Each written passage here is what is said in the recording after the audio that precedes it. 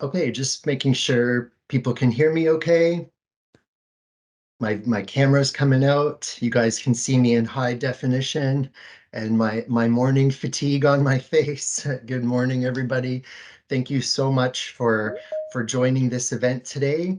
This is the Disability Employment Awareness Symposium put on by Humber College's Transition to Work Committee.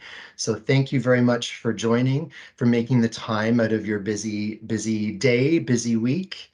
My name is Jeff, and I'm one of Humber's accessibility consultants, and I have the pleasure of being one of your MCs for today's event. And we have an event for you, lots of good things coming up. So I wanted to welcome everybody today. Um, we put on this event in honor in October specifically because October is Canada's National Disability Employment Awareness Month. And so we're putting on this event in honor of this important month. As an institution and as individuals, we recognize that people with disabilities are underrepresented and underemployed across the country. And so we want to increase the awareness of the positive outcomes of hiring people with disabilities and the effect that this has, because this is good for people, this is good for business, this is good for communities, this is good for the economy, and it's the change that we need to see. So thank you very much for joining us today. In that spirit, before we launch, I want to cover some logistical information for today and what you can expect from the morning events. So first things, we have American Sign Language interpreters with us. You will see that they are spotlighted on the screen alongside myself and other presenters. Our interpreters today will be Cynthia and Tammy, and they'll be alternating the interpretation. As I mentioned, they should be spotlighted on Teams for you. If they're not, please put a message in the chat. In terms of captioning, you can also turn on Microsoft Teams auto captioning. And so if you go to the top of your screen, you'll see some icons and the More button with 3 dots.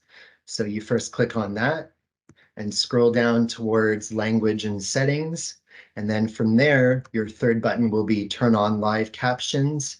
And starting from that point, you should see the captionings float up on the bottom of your screen. So please feel free to turn on and off as you need to.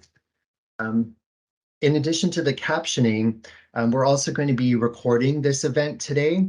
You'll probably see a little red circle somewhere on your screen. So we want to make sure you're aware we are recording this, and we will be posting the recordings and all of today's slides and materials that arise from this event will be hosted on our Transition to Work website after the event. Also, if you are a Humber student or a University of Guelph Humber student, you can have this credited on your co-curricular record. So if you attend today's live symposium through until the end, if you're a Humber or Guelph Humber student, you can go ahead and log on to the co-curricular record portal with your My Humber credentials. That's your normal username and password. You can search for today's event, which is Disability Employment Awareness Symposium, and you can add that to your record. So the event name is listed there, Transition to Work Disability Employment Awareness Symposium. And the CCR portal where you can get this added is there as well. Is the QR code. So CCR is not for Seneca College students. This is just for Humber side of the house. And what it is, it's an addition to a job or internship application, a scholarship application, an award nomination. It's something you can add into your portfolio. It's a record of your skill development that takes place outside of the classroom, and it can show some of the competencies you've gained as being a student. We will be putting the portal link and all the links in the chats throughout the day as well. This is just a heads up. This is something you can add at the end of the event today, okay? So you have to stick around with us till noon. Also, one more thing, we take feedback seriously. We've been running events like this. This is our 6th year running events at Humber. We rely on feedback from our wonderful participants. We take the good, the bad, and the ugly, and we use that to shape future programming and ideas. So please do take a moment at the end of today's event to complete the survey. You can do it in one of 3 ways. So you'll have a link to the survey posted in the chat later today. Later today, we will also be emailing all the participants with the survey link. If you haven't done it through the chat, you can do it later on in your email. And also, and we will post this towards the end of the day, you can also scan the QR code to access the survey.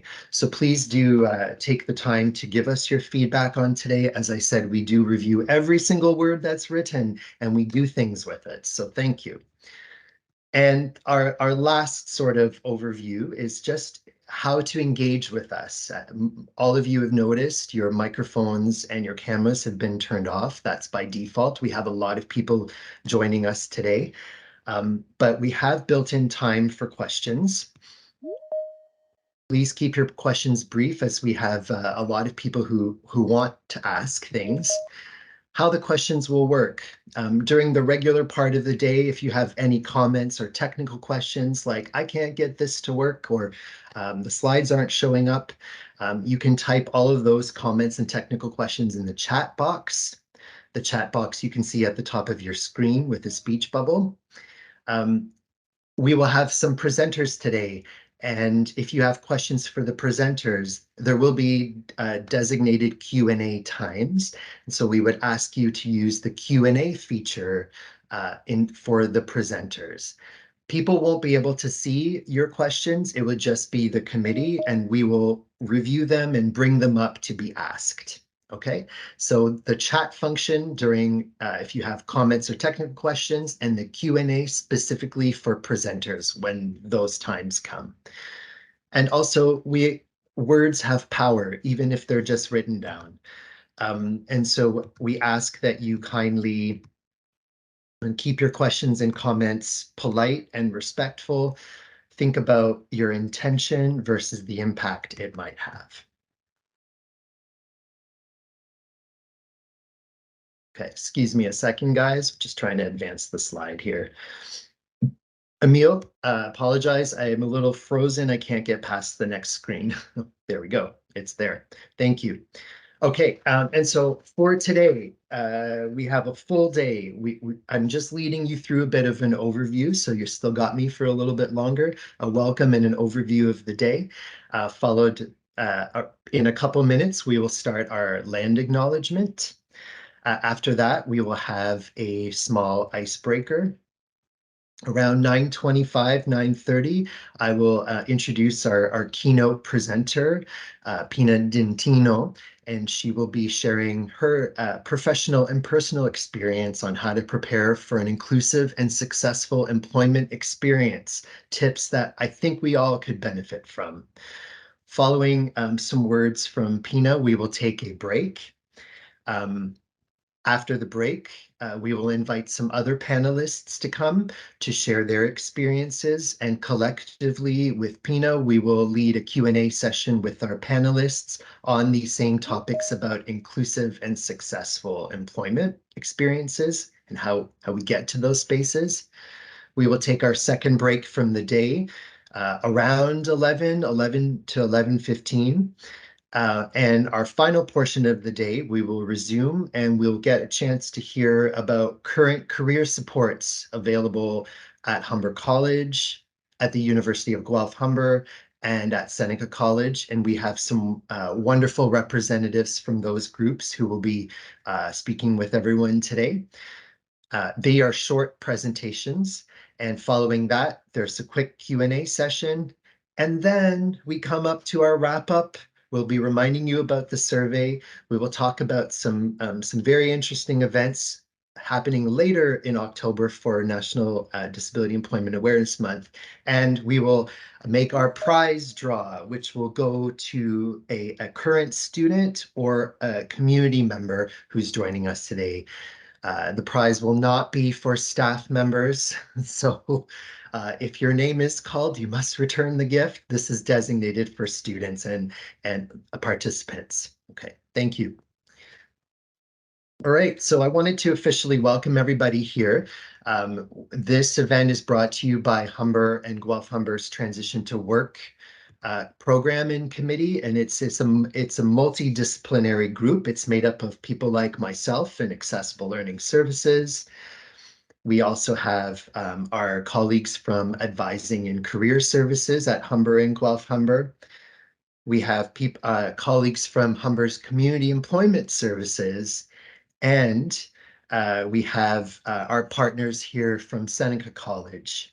So this is work we do behind the scenes to try to deliver this type of programming. I do want to acknowledge in our audience today, we have students and alumni living with disabilities from Humber, from the University of Guelph Humber, from Seneca College, from the local community. We also have professionals from community organizations and staff and some faculty members from our institutions, of which the prize is not for you folks. So we have a big group today. So thank you everybody for your interest in this topic and for joining us. Our Transition to Work program, we've started this. Our goal is to develop and run events at the colleges that will help equip individuals with disabilities with skills needed to make a successful transition into the workforce. This is our 6th year running this, as I mentioned. Here's a couple of images from past events where we've had workshops, career fairs, job fairs. We're always trying to change this up. Our goal is to plug in some gaps we recognize underemployment and underrepresentation in employment. And we are trying to address that in the way that we can. We have a ton of resources on our Transition to Work website. I'd encourage you to take some time to go through that. You will see recordings and resources from previous events we've run. And in a couple of days from now, on this same website, you will have today's slides and an edited recording of today, as well as other materials. So please bookmark this page. We will be adding to this as the year goes on, as we do more events.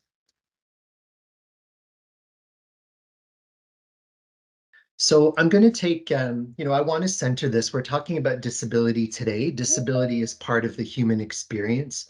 Many people joining us today have disabilities. Many of people on the committee, myself included, I live with an invisible disability. Disability is another way to be a person. It shapes who we are. But the land that we live on, that we study on, that we work on, also forms part of who we are. So at this point, I would like to turn this over to my colleague Dania, our second MC for today, who will lead the land acknowledgement. Thank you. Over to you, Dania. Good morning, everybody. I'm so happy to see all the people logging in and being present. I'm so happy to be part of it. But before I play the land acknowledgement video, I would like to recognize the importance of acknowledging the history, which includes broken promises, treason, injustice, contribution to indigenous people, their culture, who we continue to call they call it their home, but we call it also our home on their home. It is essential that we honor their enduring connections to this place and express our gratitude for following us to share in the beauty and opportunities this land provides. As an immigrant to this country, I want to acknowledge the ongoing challenges faced by indigenous communities, including issues related to land rights, cultural preservation, and social justice.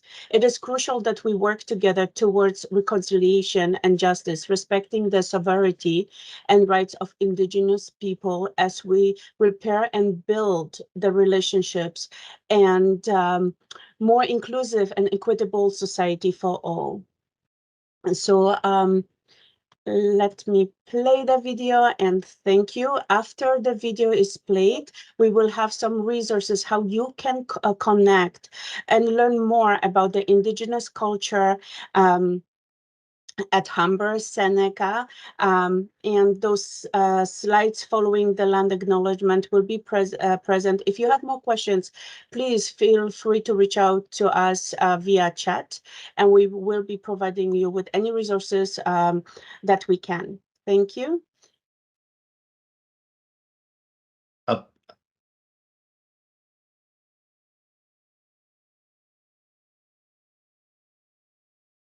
There is no sound.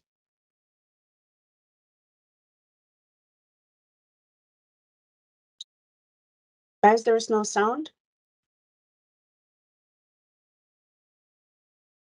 Okay.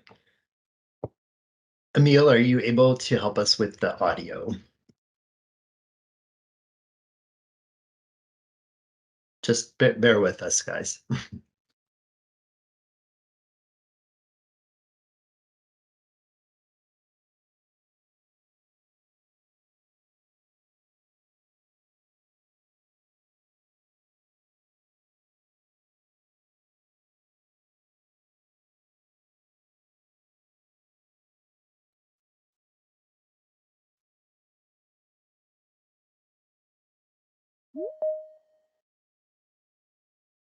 Yeah, we're working on the audio, everybody. Thank you very much. Okay, let's try this again.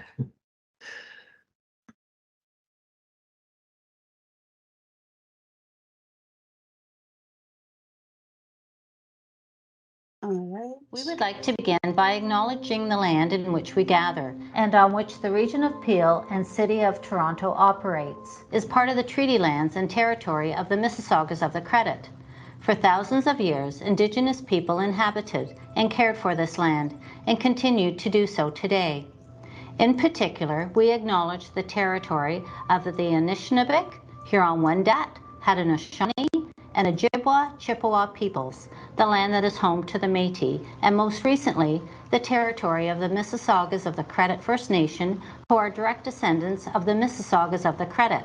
We acknowledge that Toronto is covered by Treaty 13 with the Mississaugas of the Credit. We are grateful to have the opportunity to work on this land, and by doing so, give our respect to its first inhabitants.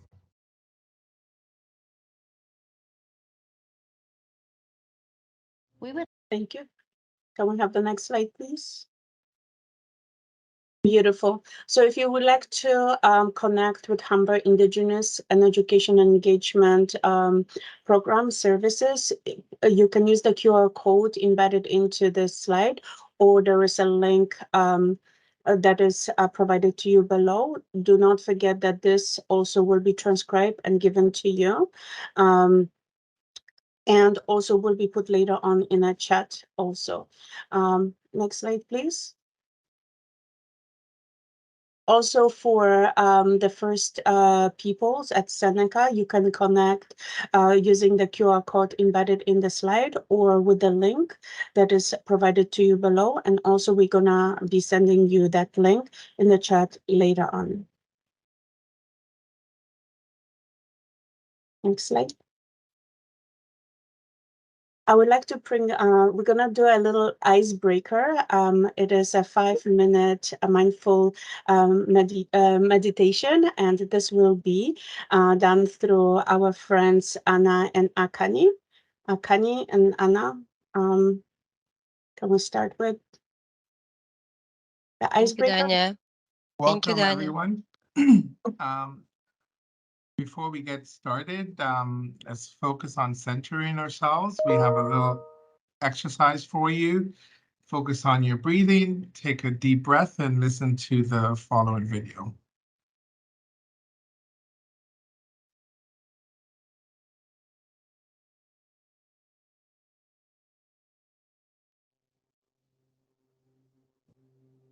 To begin this mindfulness meditation, just let yourself get into a comfortable position, whatever that looks like for you.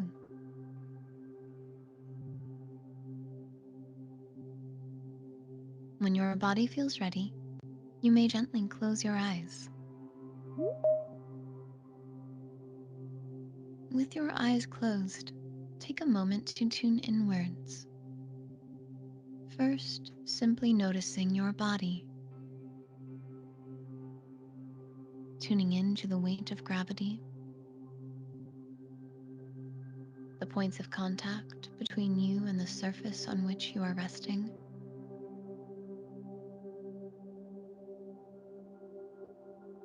What else do you notice?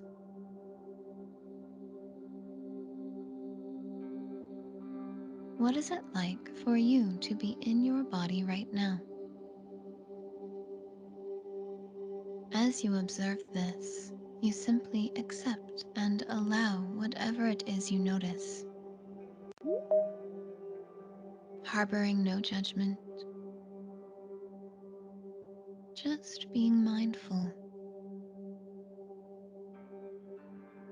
noticing what is with a sense of compassion in your heart and letting it be.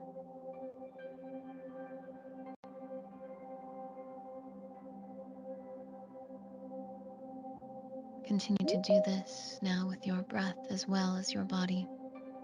If you haven't already, begin to tune into the sensations of breathing.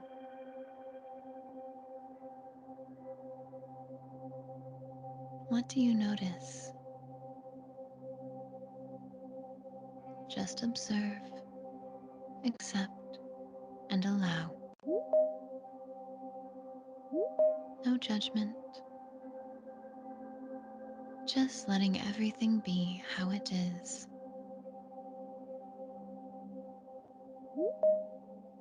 As you stay mindful of your breath and your body with a sense of compassion in your heart.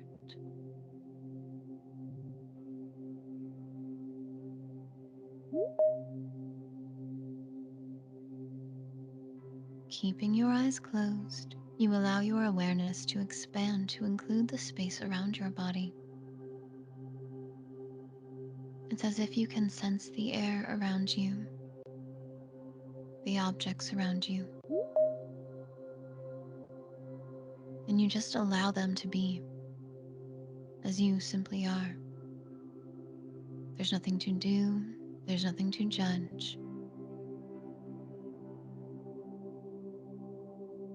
If your mind wanders, that's okay. Don't judge it. Just return your focus to what is. Being connected to your breath, your body, and your sense of presence in the world around you.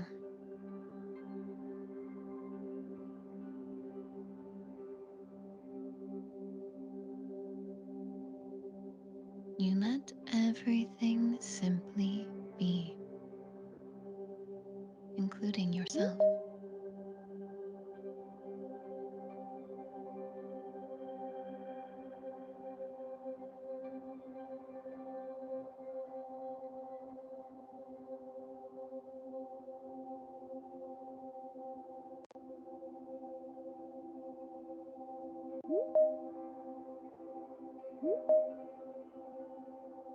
You now begin to let your attention travel back,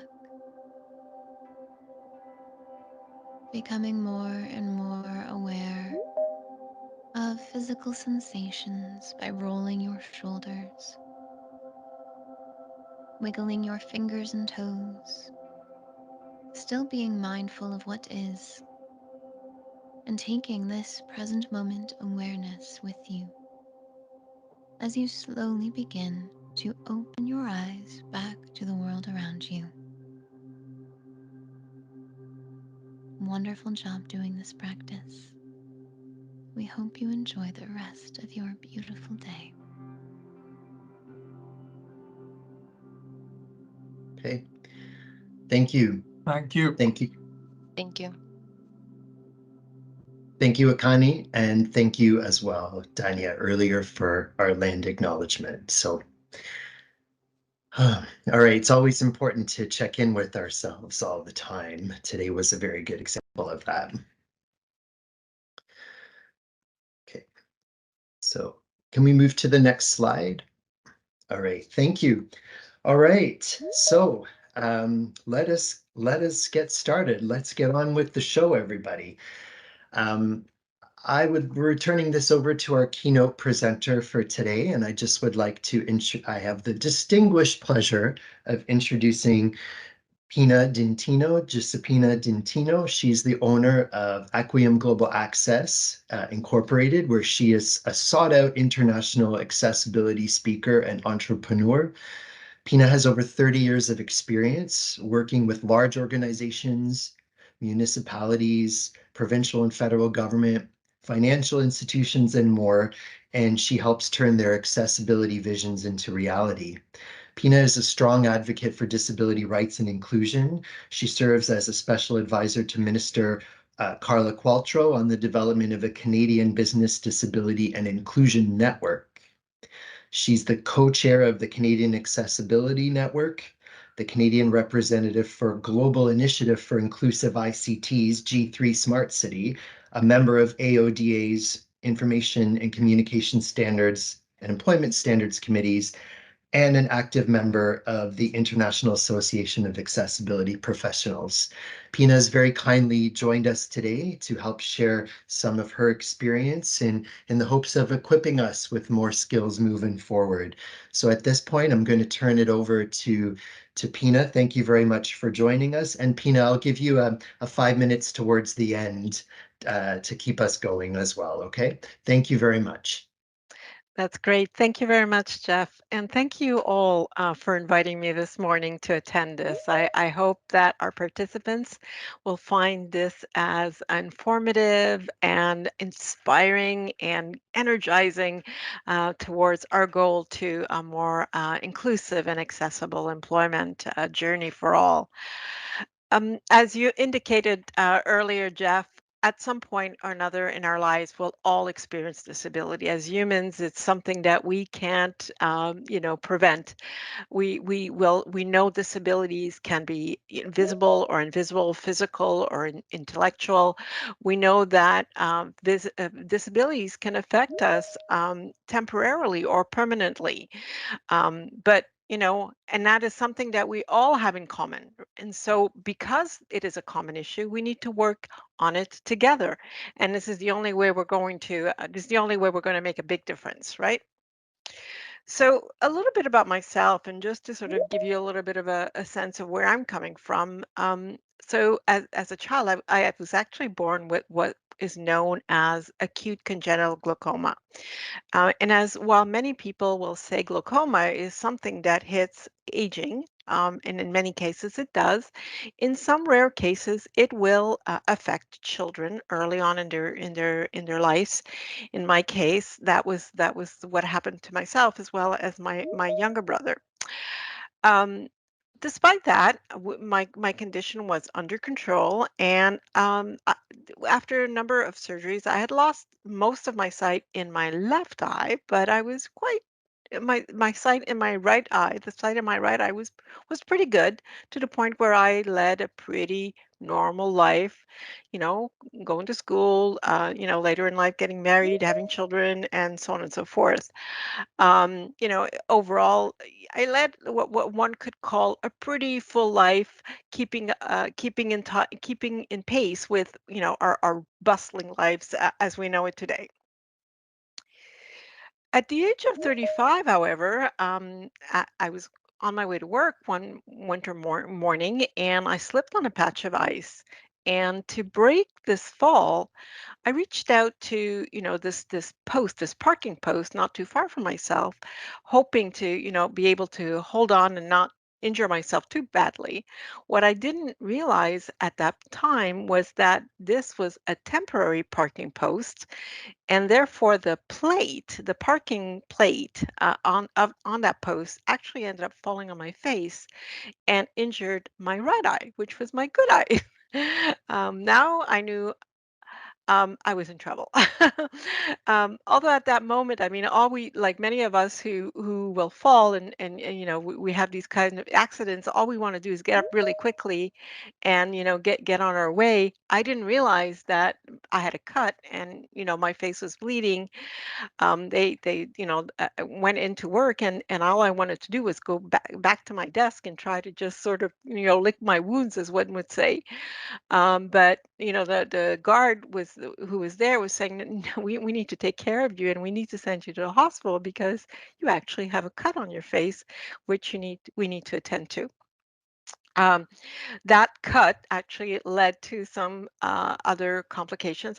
My vision was starting to give me some trouble, and so doctors went in, tried to control the damage, doing their best. Unfortunately, I ended up with some complications following the surgery, and I woke up the next morning with basically no sight. So now all of a sudden, I was in a totally different world, having to really, to figure out how I was going to go and continue to live my life fully with this disability, which I couldn't reverse at this point.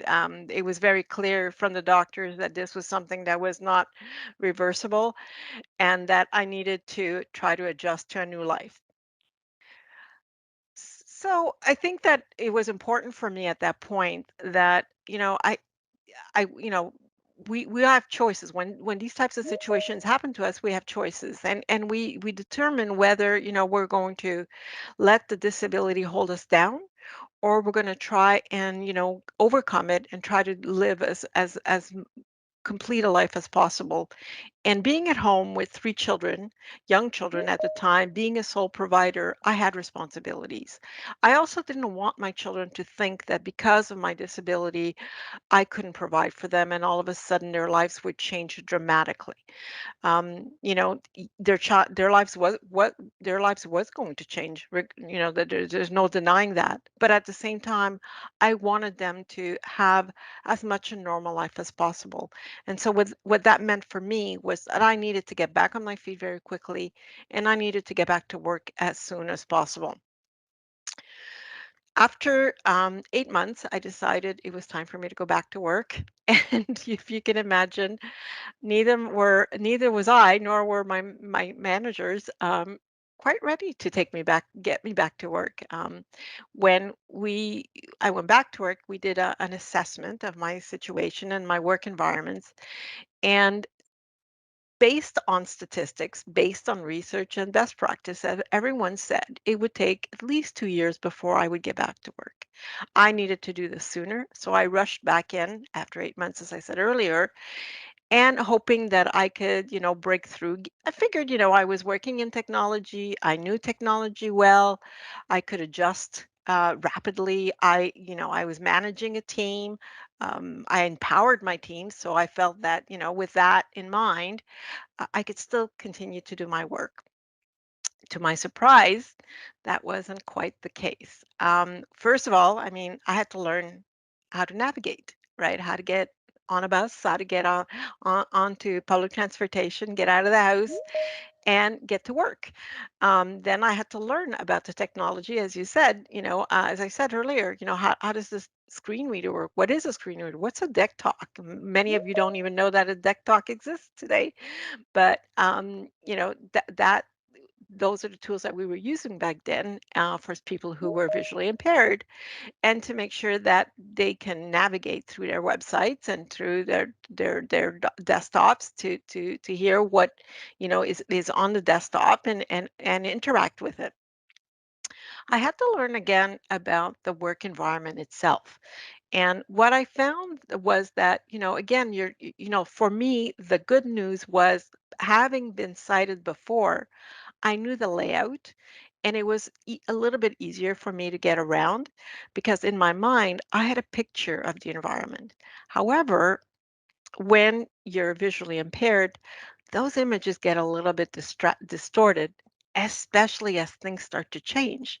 So, if suddenly there's a cone because all of a sudden they're washing the floors, or the rugs have been moved around, and now or they've been removed, and suddenly there's no transition between one area of the building to another. Suddenly, you're trying to rely on those cues, and they're gone, and you have to kind of figure your way around. I thought that I was the only one, being challenged with this, until someone who also was visually impaired at the bank where I worked reached out and said, we can help each other. Let's support each other. And I started to talk to other colleagues. I reached out and started to speak to other colleagues at the bank who were facing many different types of disabilities, only to find out that many of them had been in the similar jobs for many years, many as much as 15 years in some cases, doing the same thing over and over and over again. And I found that they didn't feel that they had a voice. They didn't feel that they could complain. They didn't, they didn't or say anything because they would be seen as complain. They would be seen as they were not grateful that they had a job. Many of them, that's what they felt that having a job because they had a disability was a gift, and it was something that they didn't want to ruffle the feathers. They wanted to be thankful by simply just doing their jobs. Well, for myself, that wasn't going to work. I'm kind of a bit of a driver, and some people would say I'm a bit of a agitator, for lack of better words. I like to see people excel. As a manager at the bank myself, I had empowered a number of my employees to forge forward, to recognize their talent and help them move in their careers. I could not understand why a number of people with disabilities in the organizations were just in those positions forever and felt that they weren't valued. As a result of that, I decided that I was going to start the first employee resource group at the bank. And I invited all of these individuals with different types of disabilities, along with a number of hiring managers. And I wanted to do that because I wanted hiring managers to hear firsthand what some of the challenges that these individuals are feeling, how they were being passed from promotions or excelling in their careers, how once they got an accommodation, they were forgotten, how once that new software or new applications were being delivered or deployed in the organization, they weren't given the support and the training to excel and to learn about it was all on them to learn on their own with very little support in many cases. I recognized I was one of the lucky ones because my management recognized my needs and gave me the opportunity to do this work. But at the same time, I kind of saw the world from both sides. I saw it from the business perspective as someone who was looking to hire people, and I saw it from the perspective of someone now with a lived experience. And whether we know this and we forget this, though, I think that often, even when we have a lived experience and we know people who have similar um, disabilities, we forget that their experience is going to be different than ours. We often make assumptions, even as people with disabilities, and I think it's important to recognize that. As I learned more about the employees with disabilities in our organization, I also wanted to continue to forge forward in my career. And so in 2011, I decided that I was going back to school. And I decided to pursue a master's in inclusive design at OCADU. Wow, I had a lot to learn all over again.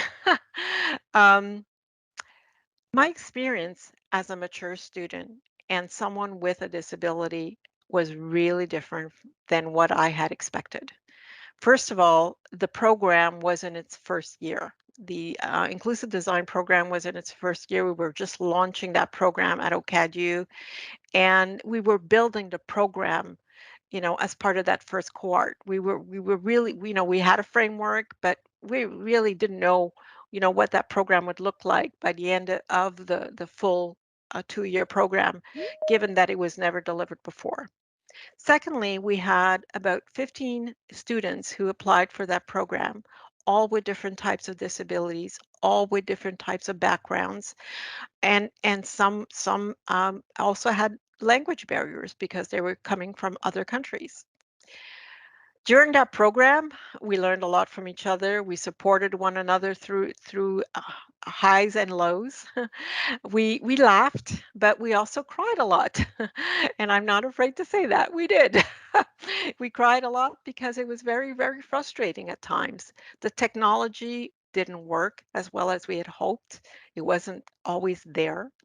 The courses and material weren't available in alternate formats, or if somebody asked in an alternate format, we had to wait. And so we were always in a sort of catch up mode.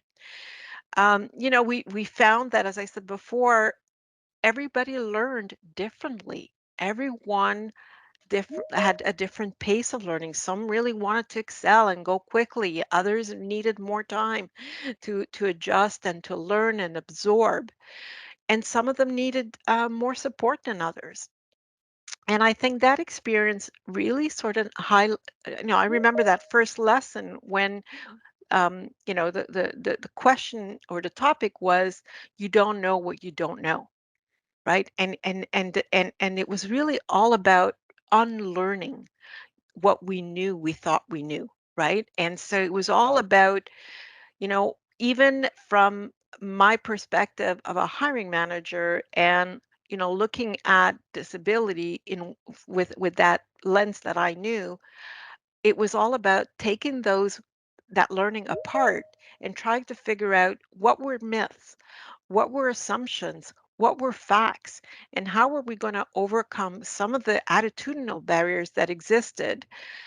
What kind of change did we have to do in order to um, move forward?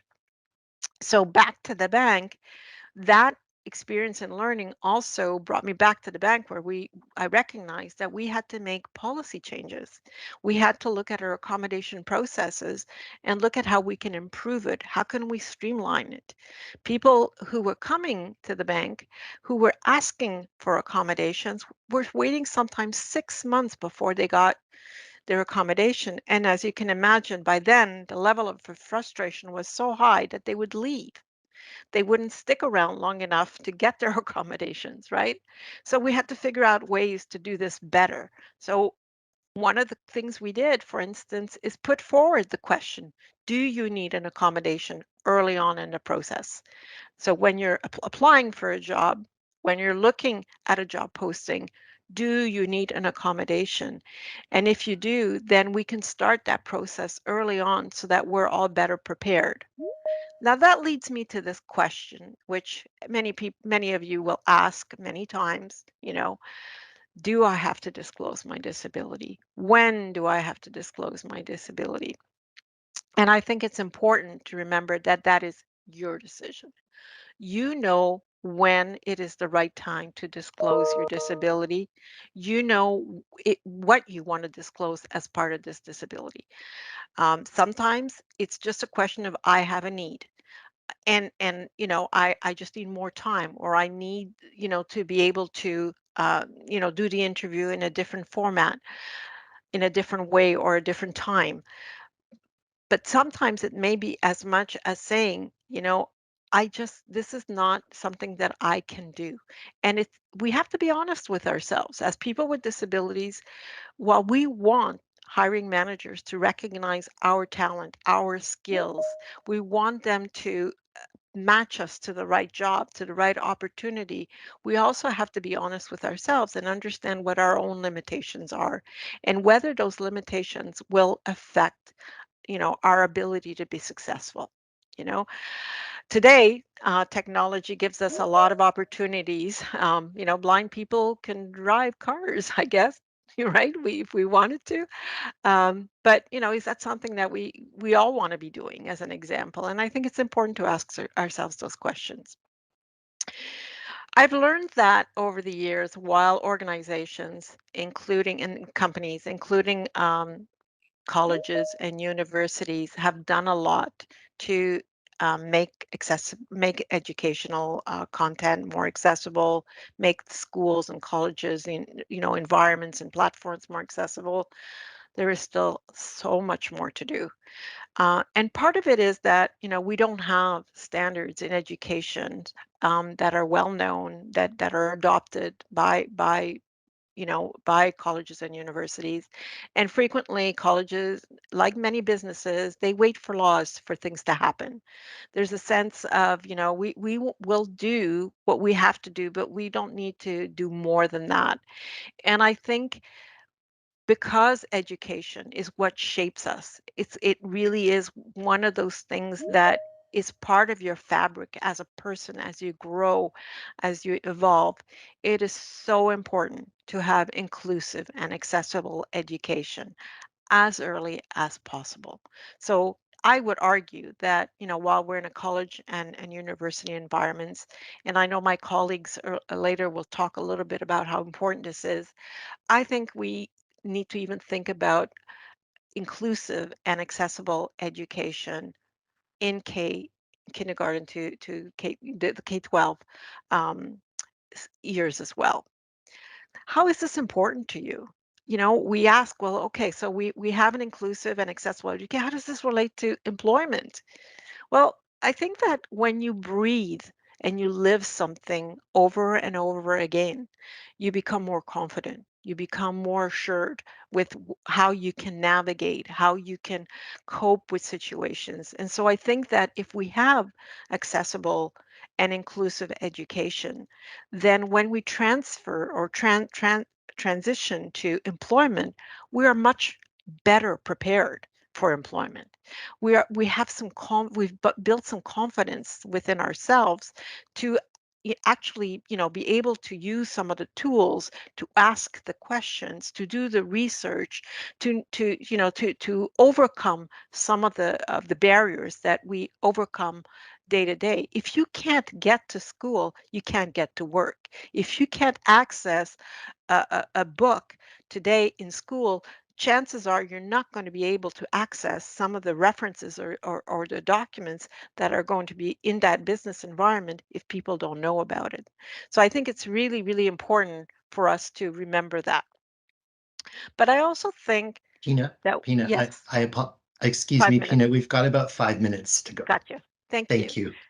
Thank you for that. But I also want to just remind us about this and this is the fact that the point here is that we have a shared responsibility, right? So we as people with disabilities have a responsibility to voice our needs, to be sure that, we are understood. I'm not saying that we have to educate companies about disabilities or about, our situation, but I think it's really important to also accept the fact that companies, people who are doing some of the hiring may not know about disabilities. It may be their first time hiring a person with a disability, so they too will learn.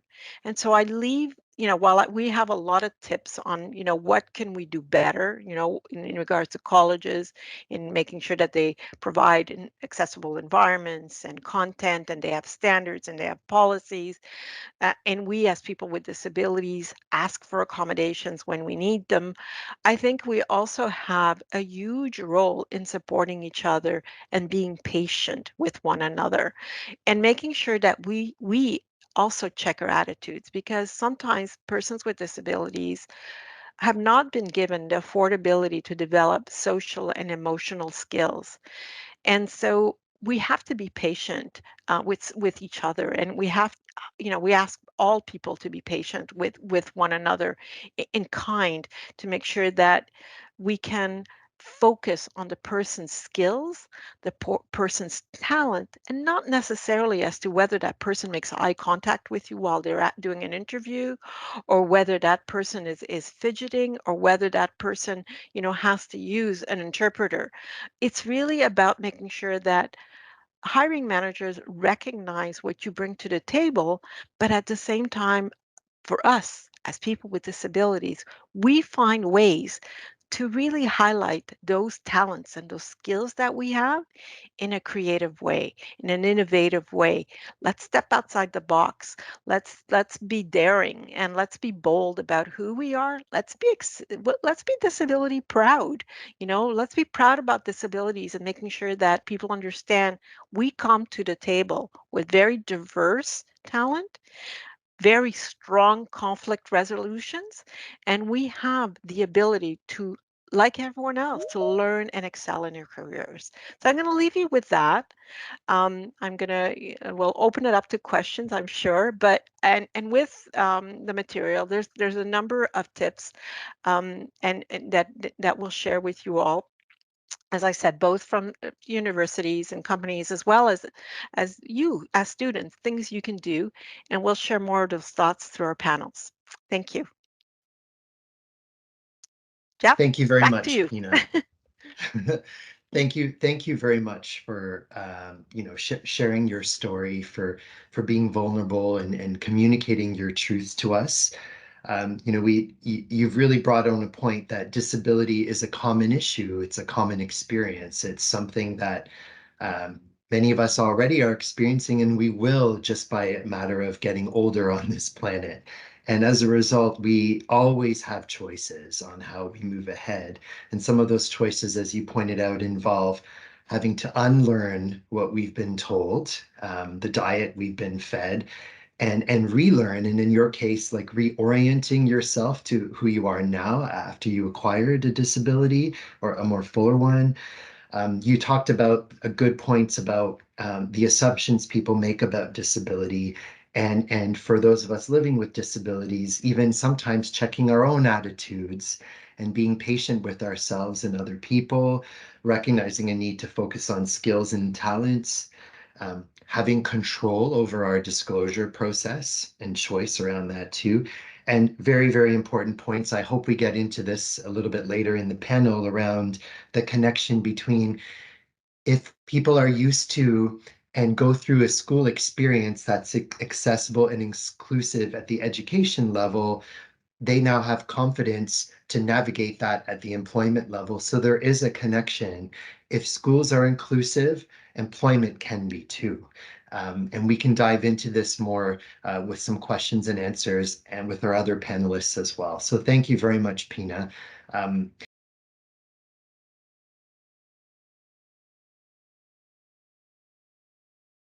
All right, that would conclude. Jeff, you're muted. I am. Thank you very much, Dania. Thank you for talking about some common myths and some actual facts that counter those myths. This is the thing, right? There's a lot of misinformation out there about disability within schools, within employment and society, and even amongst ourselves. So these types of awareness events really help to shift the conversation a little bit. Thank you, everybody, for returning, for joining us for the second portion of the day. We're going to be moving in for the next 53 minutes on our industry panel discussion. Pina has returned to be here with us as well.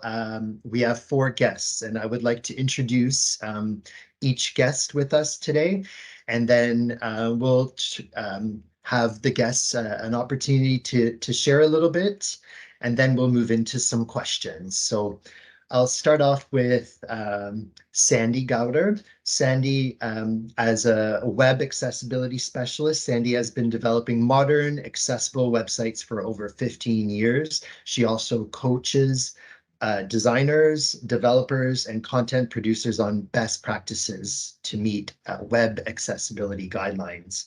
Sandy has led workshops for businesses, municipalities, and web development firms on web accessibility and on the Accessibility for Ontarians with Disabilities Act. She has spoken at conferences and has appeared as a web accessibility expert in various webinars. She developed the curriculum and taught web content and social media accessibility at Mohawk College as part of a former graduate certificate program there. Management and technical audiences welcome her common sense approach, as do we. So welcome, Sandy. We also have Liz Hodgson Noble joining us. She is a multimedia specialist, strategist, and educator with a focus on inclusion and accessibility. She's currently a master's candidate of cinema media arts at York University. With her education on the job experience and growing portfolio of successful campaigns, she continues to be an important asset to business marketing endeavors and podcast creations. Her continuing education in marketing, social media accessibility, and automation consistently sustains her relevance within an ever-changing industry. Liz's background in film and production management helps not only to organize and optimize her approach, but also exceed her customers' and audience's expectation. Liz is a passionate instructor, mentor, and job coach. She takes pride in creating instructional courses from scratch for her students. No easy feat. She continues to cultivate and give back to her community by working with youth, women at risk, and persons with disabilities. Liz is a founding member and executive board member of the not-for-profit Act on Ability, which focuses on accurate representation, programming, research, employment opportunities in the entertainment industry for people with disabilities and minority groups. We also have, thank you for joining us, Liz. We also have Ayan Oishi, who is passionate about creating accessible and meaningful design solutions since graduating from York and Sheridan College program in design. She has worked in-house for organizations such as the Alzheimer's Society of Toronto, Women's College Hospital, and Holland Bloorview Kids Rehabilitation Hospital. She's led the design and technical development of print and digital communications from websites, annual reports to fundraising campaigns. Past freelance design clients include Erin Oaks, Kids Center for Treatment and Development, Mohawk College, and Owl Kids Books. Currently, Ayan works in provincial government supporting web content accessibility and publishing. She holds a Master of Education Technology from the University of British Columbia with a special interest in emerging technologies, online learning, and knowledge exchange practices. She's been a speaker at annual accessibility conferences at the University of Guelph and OCADU's Inclusive Design Research Center. In her spare time, Ayan volunteers with Young Street Mission, teaching web design to children and mentoring youth instructors. Thank you so much for joining us today, Ayan. And last but not least, we have Roseanne Barlias here as well. Thank you. She's an accomplished employment specialist at Spinal Cord Injury Ontario, leveraging over 10 years experience in media sales, marketing, to excel in her current role. Her mission centers around promoting inclusion, diversity, equity, and accessibility in the workplace, a commitment that led her to transition her career path successfully. Despite encountering a range of personal challenges, Roseanne's unwavering resilience, problem-solving mindset, and positive attitude enable her to conquer obstacles and build a dedicated to public service and social justice. Roseanne earned her Bachelor of Arts degree with double honors in sociology and mass communications from York University. She further honed her experience by obtaining a certificate in career and employment coaching from Humber College, a fellow alumni, as well as ODAN Advanced Job Development for Agency certificate. She has personal experience with physical and mental disabilities, including intellectual and developmental challenges. This firsthand perspective equips her with a unique insight into the pivotal role these factors play in cultivating a vibrant organizational culture. Roseanne and everyone else, thank you very much for joining. At this point, perhaps we can have our panelists say a couple of opening words, and then we can move into some Q&A. Thank you. Guess we can start with perhaps Sandy. Oh, okay. Thank you, Jeff. And thanks for inviting us all to be with you today. Really pleased that you're doing this.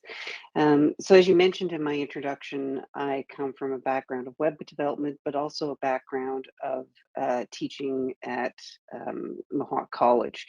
And as part of that program, the Accessible Media Production Program, we developed courses and learning material that was accessible. The whole program was about delivering digital accessibility content, so it only made sense that we took that approach in trying to deliver content to our students.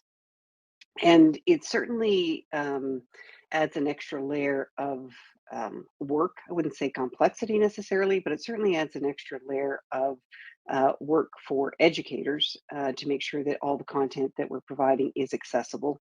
But it, at the same time, it almost eliminates the need for having to ask for content in alternative formats.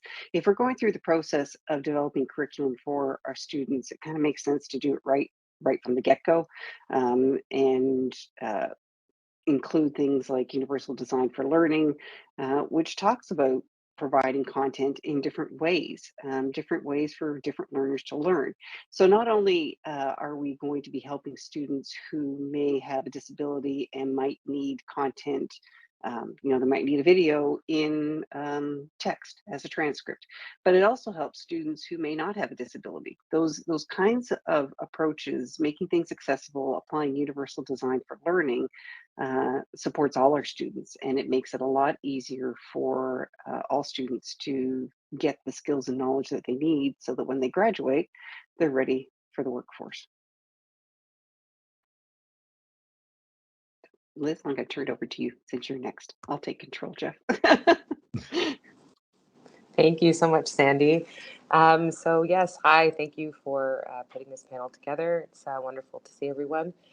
So I've previously worked within creative arts programming for persons with disabilities, and I've worked so specifically in film and theater, developing curriculum and annual productions.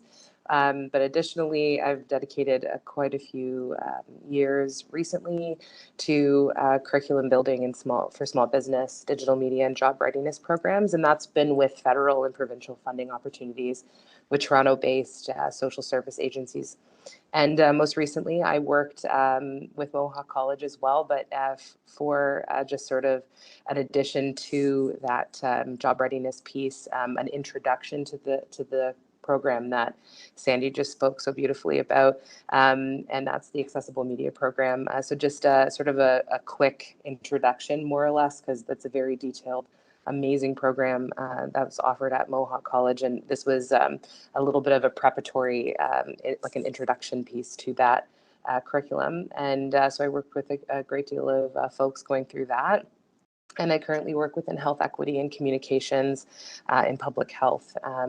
So from my background and my current experiences and my past experiences working with a lot of different folks, accessible learning is this ultimate equalizer in my mind, and sort of how I approach my curriculum building and in my work. I think that it levels our playing fields, and it better equips our students being ready to pursue employment. But I think it also conditions educational systems and employment systems to be more equitable, to consider variables and make accessibility a first thought and not an afterthought. And so moving forward, we, I think, have to continue to ask questions and pursue further accessibility standards, best practices, and these change, right? They're always changing. Technologies and information shift consistently, so we have to stay connected to this, this piece. And I think discussions like this assist with these conversations, and we do not need to take this kind of conversation in a silo. I think that we can actually speak about this more frequently and share resources with one another and discover and dissect. And I think if we need to kind of collectively as graduates and faculty and employers, we can continue to look at how things are being done and maybe revisit and think about how we can pursue improvements through things like universal learning and accessibility overall, digitally, but everywhere really, right? So I'll pass that on to the next person. Thank you so much. Oh, Pina, your microphone is off.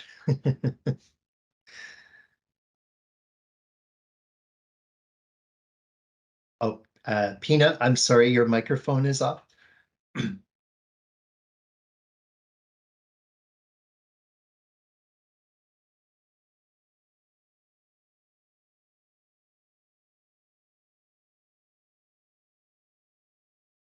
Okay, while Pina adjusts the microphone, maybe we'll turn it over to Anne next. Sure. Oh, Thank you very much. I think your microphone's back on. Oh, I was just introducing you. I am. So please go ahead. Sorry about that, people. Oh, that's okay. I think you'll do a better job than me, actually. Yeah, so as hi everyone, my name is Ayan, and I started off my career as a graphic designer. In the last decade or more, I've been working with some nonprofit and public sector organizations. I actually started a new role with the Ministry of Public Service and Business Delivery as a senior digital learning consultant. So I'm all too familiar now with starting a new job and transitioning and just kind of I don't know, starting those first few weeks is always kind of tough, I think. But it's been a great learning opportunity.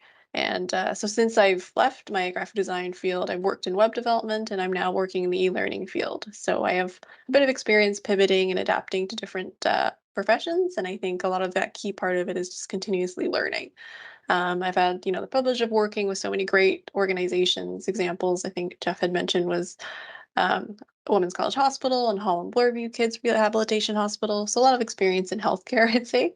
But I am very much have a strong interest in digital communications and web accessibility. And I've actually worked closely with Sandy and Pina as well through my connection at Mohawk College. And again, I'm very excited to be here and happy to be part of this panel. Yeah, and just I guess more of a fun fact, I have 2 pet rats and 2 rescue dogs. And again, looking forward to just talking with everybody here. And we'll talk more about your pets in a bit. Roseanne, your turn. Not the last but not the least for sure. Roseanne? Yeah. Hi, everyone. So I'm super grateful to be part of this symposium, and I want to say it's such an honor to be among such distinguished panelists. A special thank you to Pina for allowing me the opportunity to speak here today, and an extra special thank you to Liz, who I met during a job placement, and for her ongoing support. So as a way of introduction again, my name is Roseanne Barlias. My pronouns are she and her, and I self-identify as a person with a disability. I'm an employment specialist with Spinal Cord Injury Ontario Accessible Employment Services. I am a Caucasian with light brown hair and dark brown eyes, and I am wearing a blue sweater, and my eyeglasses, and my background is our company logo. And I just want to say thank you for having me today. Thank you, Roseanne. Jeff, if you don't mind, I can start with the questions. Maybe, yeah. Okay. So thank you all for joining the panel. I think, as you all can see, participants, we have a wealth of knowledge and experience here that can speak to a multitude of topics, and we could probably go on for hours, but we'll try and succinct and try to answer some very specific questions. So I'm going to start with Sandy and Liz. Maybe the two of you can sort of tag team on this one. And I touched a little bit on this in my keynote about how important inclusive and accessible education is to form students into throughout their journeys. So can you talk a little bit more about your own experience, why you think and how you think accessible content, accessible education can help transition to employment? Okay, well, I'll take that first. I'll take the first Okay. tip. Yep. So, as I mentioned in my intro, I think it does create more work for people who are developing the curriculum up front. There's no doubt about that. We have to find multiple ways of providing information to our students. So there is that. But once that work is done, it becomes easy to replicate year after year. I think by providing an accessible education and using the principles of universal design for learning, we're giving all our students first of all, a level playing field, I would say. Everybody's been given the same opportunity to acquire the knowledge and skills that they need. And that's super important. I think it also, in a very subtle way, makes students who don't have a disability a bit more aware about people who may have a disability. It gives them more knowledge of what living with a disability is like.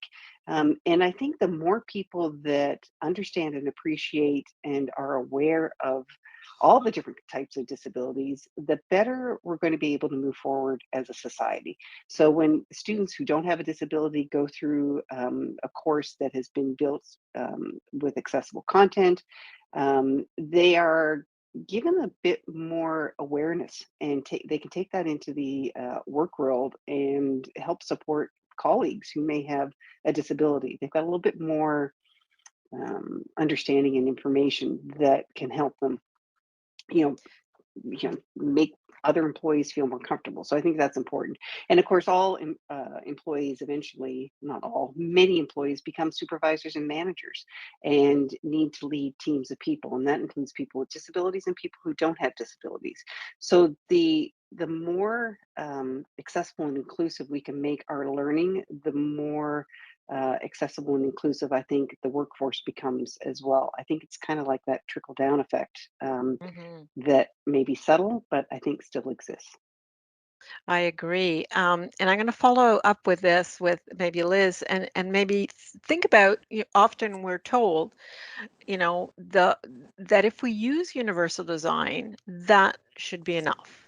That will, sort of make things more inclusive for everyone. And I think, Liz, from your perspective, when you talk about, your experience with even with social media and some of the work that you've done, do you think universal design goes far enough? No, I don't. I spoke a little bit about this in my introduction, but I do think we have to continue to look at what has been done and then keep learning. I think that there's new technologies and new things that will come into effect, whether it be a social media platform, having had the option for adding alternative text, or haven't had it.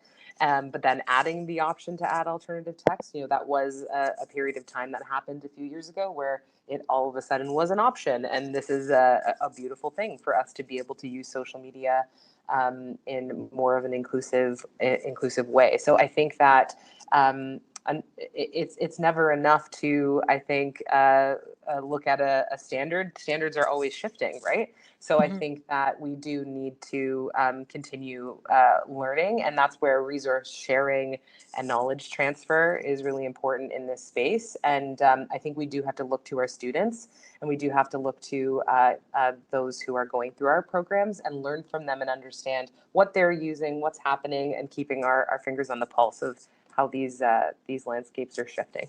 So I don't necessarily think it's enough. It's great. It's a wonderful starting place, and it's a deep starting place to go through, and should be considered more frequently. But we can always evolve, I think. I like your point about technology and the fact the example that we use for alt text, for instance, for images, and I know those of us who've, I'm talking to the panelists who've been doing inclusive design for a long time. We know that AI today plays a big role in trying to alert us that you require an alt text if you're going to have an image, and sometimes it will actually generate the alt text, but it still requires some additional checks to make sure that alt text is actually accurate. So it it doesn't technology has come a long way, but still has some work to do. So when you're thinking about postgraduate institutions in programs, what more can they do to better prepare their graduates for employment? What do you think? I am, from your perspective, as you graduated and you sort of re-engineered from your studies, what do you think? Postgraduate programs could do better or could do more of? Sorry, Pina, that was for me, or was that Sandy? Sandy, were you about to take that? I was going to direct that to I am, but anyone can jump in, as we know, because we like the Wonderful. conversations. Yeah, maybe I am. You want to start on that one? Sure. I guess for me, like, I think the practical piece of learning is so instrumental. if postgraduate education can offer some ways of continuing to enforce, like, co-op opportunities, internships, field placements, those practical hands-on opportunities, I think really gave me the opportunities to practice my skills, upskill, kind of, experience real life scenarios. And also in a sort of safe setting. Sometimes I think when you're young and you're starting out, it's easy to make mistakes. But I think it's okay. I think it's okay. It's rather you make mistakes now, when you're learning and when you're starting out, than 10 years down the road when you've got maybe a stronger client base, or you've really out there in the professional setting. Because I think at the end of the day, like, you are your best advocate. I think I think what works for you, what accommodations work for you. You also know what skills you bring to the table, and what what you want to be able to do, what you want to learn from a position. So for example, when I was I'm just thinking, when I was at Mohawk College, doing the accessible media production program, I was very new to accessibility, but I had a great opportunity in participating in a field placement, doing an internship with Pearson Canada, which is an education and textbook company. And I worked in their digital studio. I got to test alt text. I got to look at accessibility of EPUBs and textbooks. And it was just such a great opportunity to just be introduced to the world of accessibility and kind of how that applies to learning design as well. And then from that, that allowed me to kind of see, okay, what else do I want to do? And I eventually then got my master's in educational technology, because it kind of inspired a sort of a whole new level of learning. Right. Yeah, and even when I got my master's as well, I also did a field placement working with McGill University on an instructional design project. So again, all these experiences, I think, really allow you to practice your skills. And also, it's almost like an interview. Like, you're figuring out what you like to do as well. Maybe there's something you're not that interested in, and you only realize after you've, started working in that field, hey, like, this is something I really like to do. So again, those are just, I think the practical experience is really something that post-secondary institutions can do to help students. And I think from the student perspective, also to keep an open mind and explore, right? Explore. I'm not sure. I think um, others, Sandy, maybe you'd want to add something to that, or Liz, anyone?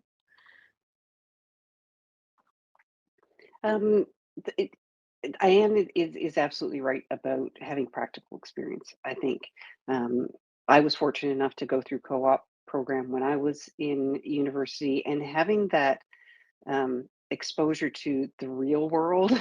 The real world's not like school, and I think that schools at all levels are very good at providing accommodations and help students with disabilities to get the education that they need. But I think um, students graduating need to be conscious and aware that they're not necessarily going to get that same experience when they get out to the work world.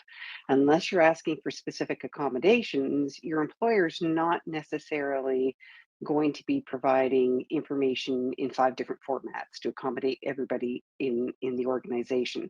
So I think that experiencing what it's like to be working in the quote real world while you're in school, and understanding how information is delivered in an employment setting, it kind of helps you prepare for what kind of questions you might need to be asking when you're actually out there with full-time employment.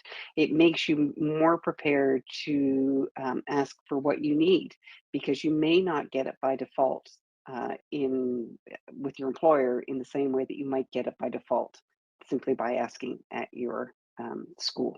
So that's something that real world experience kind of exposes you to. Yeah, and I think that's important.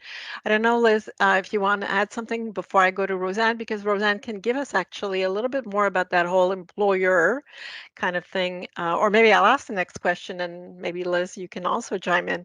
And this really has to do with, you know, do employers have a responsibility to incoming students and graduates to provide accessibility and accommodation? So you touched a little bit about that, Sandy, in the sense that it's different, it's a different experience, but is there an obligation for employers, and what is that obligation? Maybe Roseanne, if you want to start us off, and maybe Liz, if you want to add something to that. Sure. So I work with a lot of individuals with disabilities looking to re-enter the workplace. And I think what's really key is knowing what your rights are and what are the expectations going into employment. Um, I'm going to start with a couple of definitions. One is the duty to accommodate under the Canadian Human Rights Act. So employers must accommodate individuals to the point of undue hardship, considering issues of health, safety, and cost. Organizations have a responsibility to accommodate individuals that have a disability in a manner of which respects their dignity, is equitable, and which enhances their ability to compete for jobs, perform their work, and fully participate in activities. And job carving is a term that involves creating, modifying, or customizing a community-based job such that it can be successfully performed by an individual with disabilities. So I wanted to say that it's really a personal preference and a decision. And, disclosure is about sharing your accommodation needs to be set up for success. It's not about sharing your diagnosis or details of your health condition. So this really entirely depends on your disability, the timing, and if you require an accommodation and your comfort level. It also depends on who you are asking, right? Is it for academic learning? Is it for workplace accommodations? So a common question I always get asked time and time again is, going into the workforce, should I disclose and when should I disclose? And it's not a legal requirement, but it does relate to it relates to doing your job properly, or to the health and safety is whether or not you're going to disclose. And I'd add to that, I think, Roseanne, which is really important. I think this whole conversation about disclosure, can take so many different forms, and so many different forms. But I think the disclosure thing really become one of the advice I would like to give students is do not feel that you have to hold this disclosure till you feel threatened by the job or not, or because, or wait too late. In other words, the manager will hire you, or the employee company will hire you to do a job. And the reality of it is that if you need an accommodation to do this job, it's upon you yourself to ask for that accommodation. Don't wait till the point where you've become non-productive, you've become, it's too far ahead, that then it becomes an issue of, are we now dealing with harassment, discrimination, or inequality? I think it's really important that we understand that a company has the right to dismiss someone if they're not productive, but they have to also do their duty to accommodate based on their needs, as long as that individual indicates that they do have those needs, right? I think it's important to also make that clear, because too many times we see the tension on both the individual and the employer, and we want to make sure that that tension is mitigated early on, right? Don't disclose your health, disclose what you need, disclose it as early as you can, so you can be as productive as possible. And I think that one of the last points I'm going to make, before I pass it on to Liz, is that there's also an assumption sometimes that big companies can do so much more, except that big companies also run often very complex engines, and accommodations may take longer because they have to certify certain software or hardware within their environments. And so we just need to be aware of those types of things as well. Liz, did you want to add something to that? No, so beautifully said from both of you. I don't have anything to add. I would just echo exactly what you've said here. Thank you.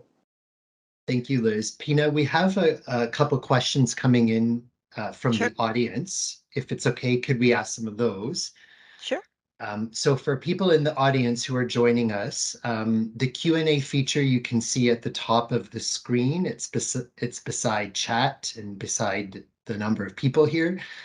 So please input your question through the Q&A, and then our panelists and myself and the moderators will bring them up. So it's, of course, on the topic of disclosure. It's a hot topic, and thank you for the insights so far. One question has come in from Mitchell, and it's actually addressed to Pina directly. I'll just read this out, Pina. Hi, Pina. I really enjoyed your talk about how you managed to navigate the corporate world. I too have a vision impairment and find it very difficult to explain to employers that I am unable to see what they can see. I tend to hide the disability during interviews and on the job until an issue arises. How should I go about relaying this without seeming like I won't be able to do the job during an interview? This is my biggest fear when applying myself. And it builds on some of the questions you guys were already entertaining here. Yeah. So Mitchell, thank you so much for your question. And I think again, it's a delicate one. You have to feel comfortable, right? But I think we have to feel comfortable, and we have to feel also proud of our situation. I think so just to give you an example, for a period of time after I lost my disability, we would do the census kind of questions, right? The demographic surveys at work, and it would ask whether you identify as a person with disability. And even after, having lost my sight completely, I would not check that box because I didn't feel that I was disadvantaged in my work. I didn't feel like I knew I had to work harder. I knew I had to do things differently, but I didn't feel disadvantaged. And it was only until later that I became aware of the importance of letting people know that I was visually impaired, that I didn't see things the way they do. And I think it's important to be aware of that. It's important to be able to voice that with confidence, to sort of say, I need extra time, or I need the material ahead of time so I can be better prepared for an interview. And there's nothing wrong with that. I think more and more jobs now, or job seekers, will focus on function rather than desired skills. So I think that, if you can do the function, that if you can complete the functional requirements that they're asking for, whether you're visually impaired or not, that should not be an obstacle to you. But I think it's really about, we have fear as persons with disability. We have to overcome those fear too. And so that fear too. So, definitely thumbs up to you. Be brave, and lean on your peers like myself and others to help you get through that stage about disclosing, because if you do that, then they can be better prepared, and you can have a better, much more fulsome conversation with them about your skills and the talent you bring to the table. Thank you. We have another question from Akasha, and others have asked a similar question. And it's really on the point of mental health disabilities. So what sort of approach can people with mental health disabilities take to communicate their needs to their employer without having to disclose too much about the diagnosis itself? I guess this can go to whoever in the panel. I wonder if, Roseanne, you want to take a crack Sure. So I think it's really, like I mentioned earlier, a personal preference and decision. Some of the common risks of disclosure and asking for accommodations can be, unconscious stereotypes, biases, and stigma, and, being looked at or treated differently. But on the flip side to that, the value of disclosure brings confidence to do your job well. And many organizations are willing to work with you to ensure your needs are met and to set you up for success. So I think what's really key here is to answer your question is, why do you need to disclose? What is the barrier, and what do you need to overcome it? So I think it's important that you do have that discussion. And, surprisingly, you may find a really great opportunity to really set yourself up for success than failure. Yeah, and I also think that things like opportunities to work remotely help in sometimes those situations. Flexible hours help. Time out, and sometimes you just need some time out to catch your breath. And a lot of organizations will be open to giving you that if they know that you need that, right? Whether whether you're an employee or a customer, sometimes you just need that quiet space. We see that in colleges and universities. We see that in companies now where they often offer a quiet space. So I think if you're dealing with a neurodivergent or a mental illness, those types of things are available to you. And I think that by letting your manager, your direct supervisor know that you need that, I think is okay, and they should be able to help and support that. Anyone else? I know this is a big topic. Neurodivergency and mental health is a big topic. Liz, you mentioned doing some work in health. Yes, yeah. I think when you're looking at disclosure as well, that we do have to reframe our thought a little bit about. We've touched on this a little bit, but I think if you have been employed, there's a great deal of effort and funds. Like it's expensive to hire people, right? There's a lot that goes into actually recruiting folks. So when you are effectively recruited, maybe you haven't disclosed at time of interview, but later on you're working through, maybe you haven't had a diagnosis before, maybe this is new, while you're employed. I think that we need to remember that if it's going to ease your ability to work effectively, and it's going to assist, your employer throughout the process to have what you need to do your job properly, it benefits everyone, right? At the end of the day, it is a bit of a scary thing to wade into. Disclosure is, it can be heavy for a person who is disclosing. And I think that if you come with hopefully what you've learned about yourself, and hopefully what you've learned your accommodations might need to be, that might be a discovery that you and your employer will have to get into. But I think that opening those conversations ultimately will benefit both employer and employee. So I think that it can be something that strengthens that relationship between employee and employer. Sandy, I wonder if you see a difference in how individuals with mental health issues deal with from an education perspective and an employment perspective. Do you feel like students are more geared to more comfortable in disclosing?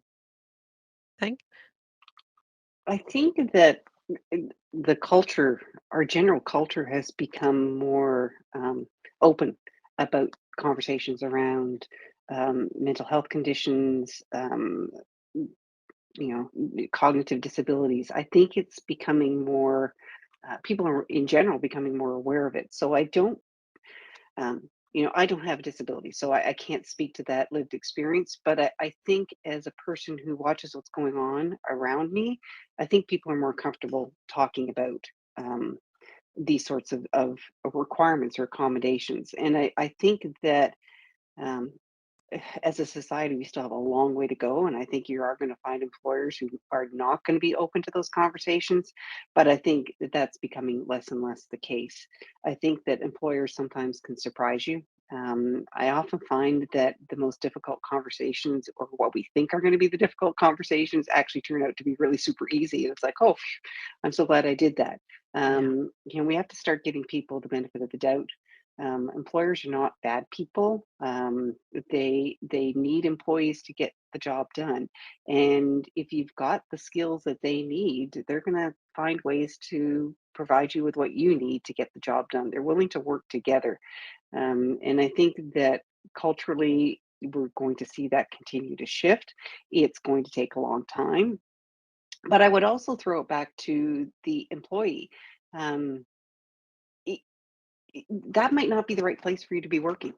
I mean, you might think that you've landed your dream job, but if the culture doesn't support you, accept you, make it easy for you and comfortable for you to have those conversations, then maybe that's not the right place to be working, and maybe you need to move on. Sometimes you can't change a culture. I mean, as one employee, it's very difficult to change a culture. So, and that's something.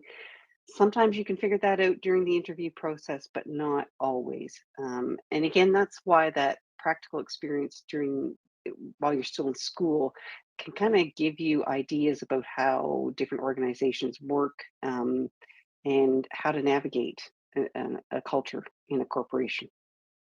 I love that point about culture and being empowered to say this is not for me.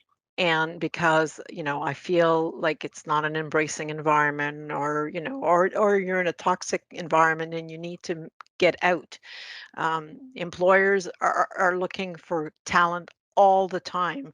And I know that persons with disabilities typically have a harder time finding jobs, typically. But I think it's getting better. And I think that the culture is shifting in many organizations, as you mentioned. But I think we also have to feel, as I said in my previous discussion, bold and honest with ourselves. And if this is not the right place, it's okay to walk away. So thank you for that. Jeff, any other questions? Yes, a number of questions. So thank you. People are appreciating the responses, lots of comments to say thank you. I relate to that. So thank you very much. We have another question here about disclosing and requesting accommodations that we've just spoken about from Kelly. And Kelly asks, how would you recommend telling people about accommodation, specifically, like how soon? Should it be during the interview? Should it be after you've landed a job? At what stage should this discussion take place?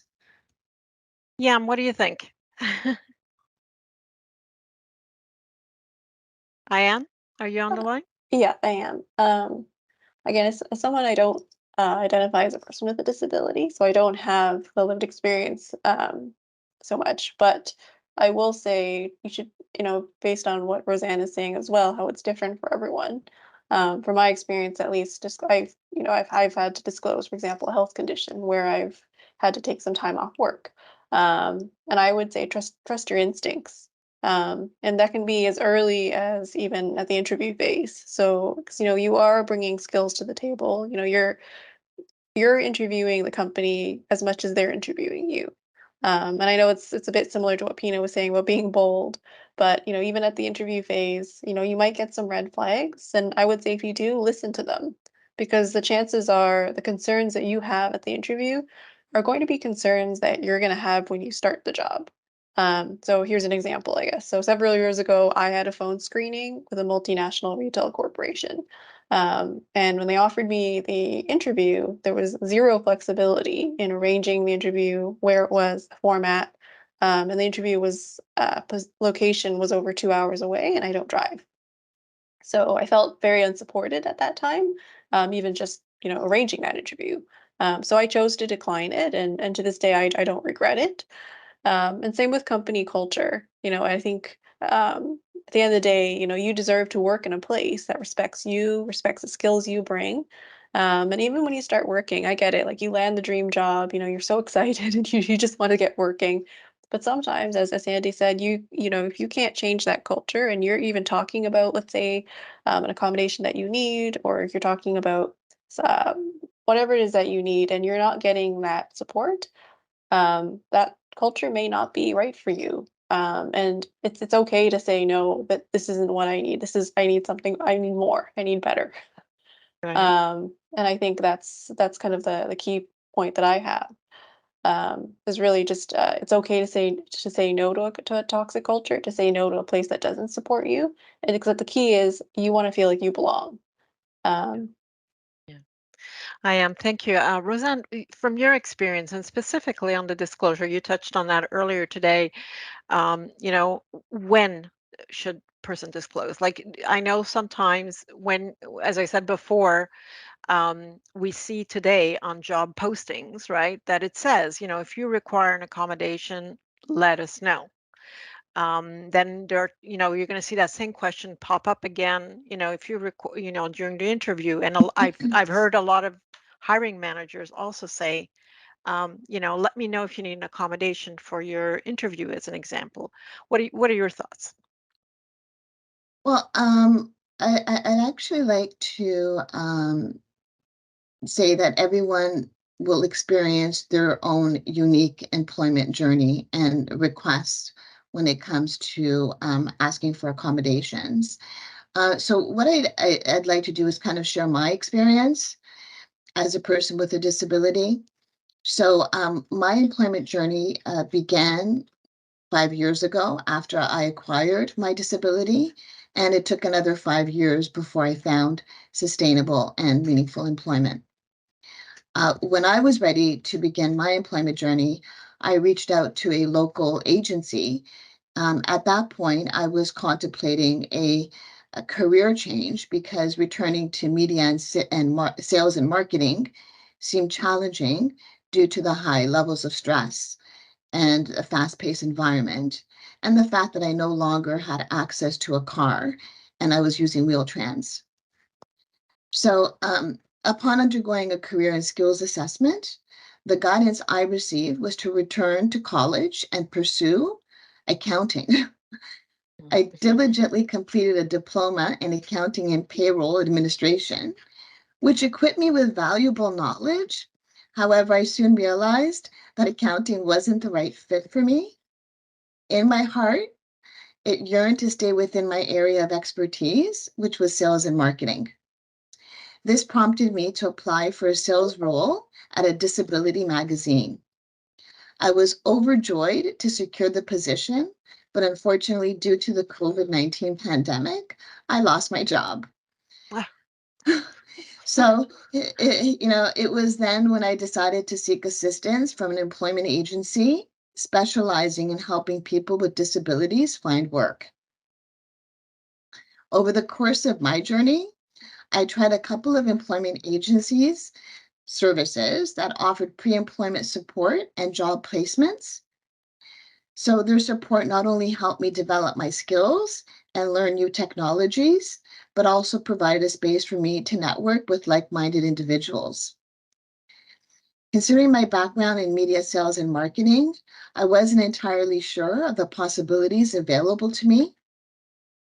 Fortune smiled upon me when I began working with a job developer at one of the employment services, which helped me secure my first job. It was a 10-month contract, and just after 5 months, I was promoted.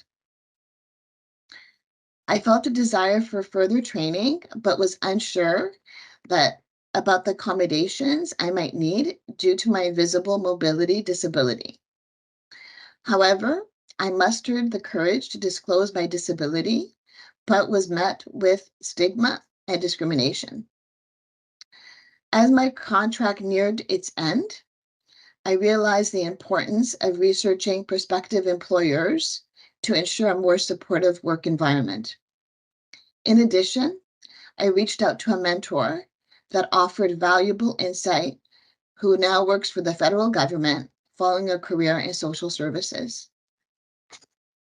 I was filled with anxiety during my job search, a little bit of anxiety right now too, by the way.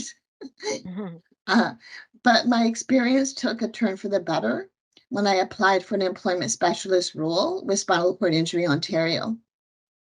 During the interview, I was met with patience and understanding, which immediately put me at ease.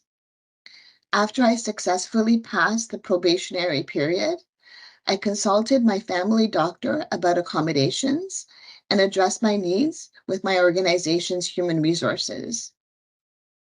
Over the last year and a half, my accommodation needs have evolved, and this is an ongoing process. It has taught me that requesting accommodations is not a sign of weakness, but a pathway to success. I feel my journey has been a testament to the transformative power of compassion, self-advocacy, and resilience, proving that success is possible in the face of adversity. Thank you for that. And I know we're running out of time, but I just want to do a quick round of the team. And somebody did ask about, can you share the job seeking or job seeker agency that you worked with? I thought maybe we can put that in the resources or the chat maybe. But as we wrap up, I just want to go quickly around the table. And if you had to give one quick tip to these graduates and folks, what would that be? And Sandy, I'll start with you. Of course you would. Thank you. So I guess as someone who used to hire in a past life, I used to be a recruiter. Take your best self to the interview. Recognize that you are in control of your own career. You have options. You can walk away, say, I don't want to be at this company, or you can embrace the company and jump in whole hog. You really are in control of your destiny, and employers are looking for people who are independent, self-taught, always looking for answers, work independently, self-reliant, all those things. They are willing to provide you with what you need to do the job, but the onus ultimately is on you. It really is, your life is going to turn out how you make it. Be your best self. Okay. Exactly. Liz. Yay, Liz. Yes. Dovetailing from into you know yourself better than anyone else. So ask yourself what you need to do whatever job it is that you're seeking to the best of your ability, and advocate for yourself. You are your advocate, and do what you would do if you were sitting next to your best friend and trying to help that person get what they were, what they needed and what they wanted to complete their role as best as they could. So advocate for yourself and ask yourself some questions. Interview yourself before you go into your interview about what you might need, and then request that. Awesome. Okay, so best advocate. Be, be an advocate. Okay, I am. I would say just show a desire to keep learning. You just want to keep learning because you're not expected to know every software or technology or technical skill that you see in a job posting. So if you're not familiar, just be honest, but demonstrate how you build upon those existing skills, what you bring to the table, and how you would then stay current with industry standards. And learning doesn't always have to be formal. Like I understand it's sometimes just not possible to take a break from work for financial reasons and do another formal degree. But it can be something like watching, more how-to videos on YouTube, joining a community forum, but going online and reading, staying up to date with articles. The key is if you can find ways to embed learning into your everyday and then just see those challenges that you get as opportunities. And I guess the final point is that to me, I've always seen a career path is not really like a single climb up a corporate ladder, is that sort of embrace the ups and downs. Sometimes you're going to be moving sideways into an opportunity where you've got a similar salary or similar role, and sometimes you're going to be able to jump to a whole new role. Sometimes you might dip down a little bit and you might take less responsibility, take a bit of a break for yourself, and focus a little bit more on what you want to do. But if you embrace those highs and lows, I think you're going to be able to hopefully find a job that's not just a job, but a career that's like meaningful. All right. So learn and embrace those highs and lows. Awesome. Okay, Roseanne. I would just like to add, knowledge is power. And I think it's important to educate yourself on what your rights are and what accommodations are available to you. One of the sources that I always go to is JAN. It's www.jan.org.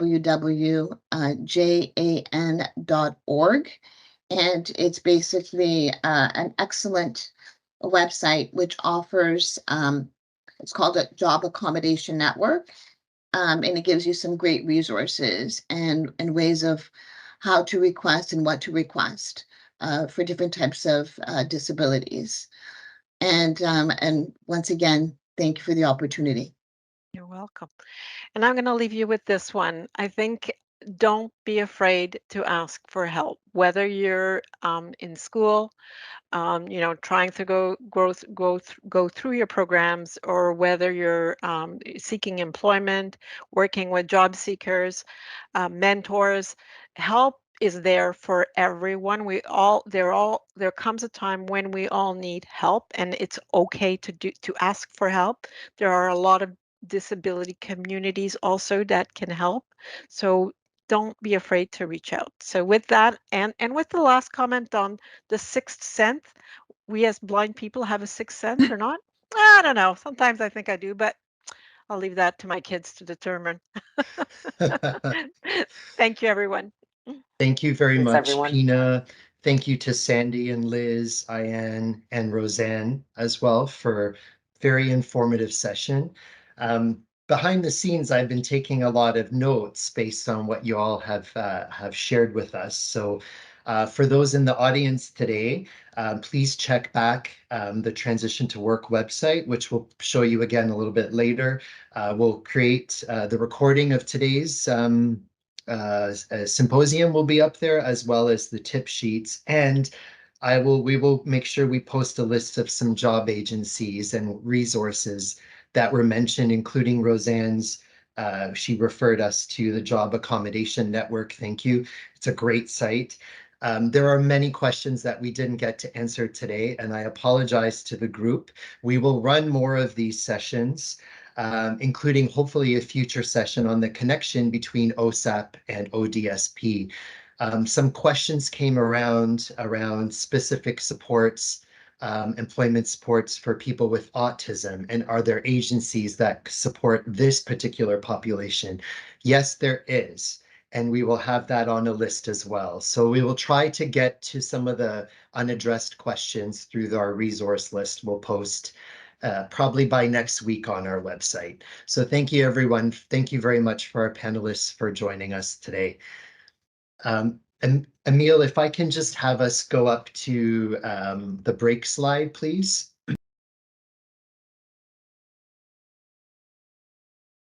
Much for returning. This is Jeff here. I'm one of the MCs for the event today, and we just before the break, we heard from our industry panelists a general and more broader discussion about how to prepare for a successful employment experience as people with disabilities. And now we're going to bring this conversation a little closer to home for people in the group today.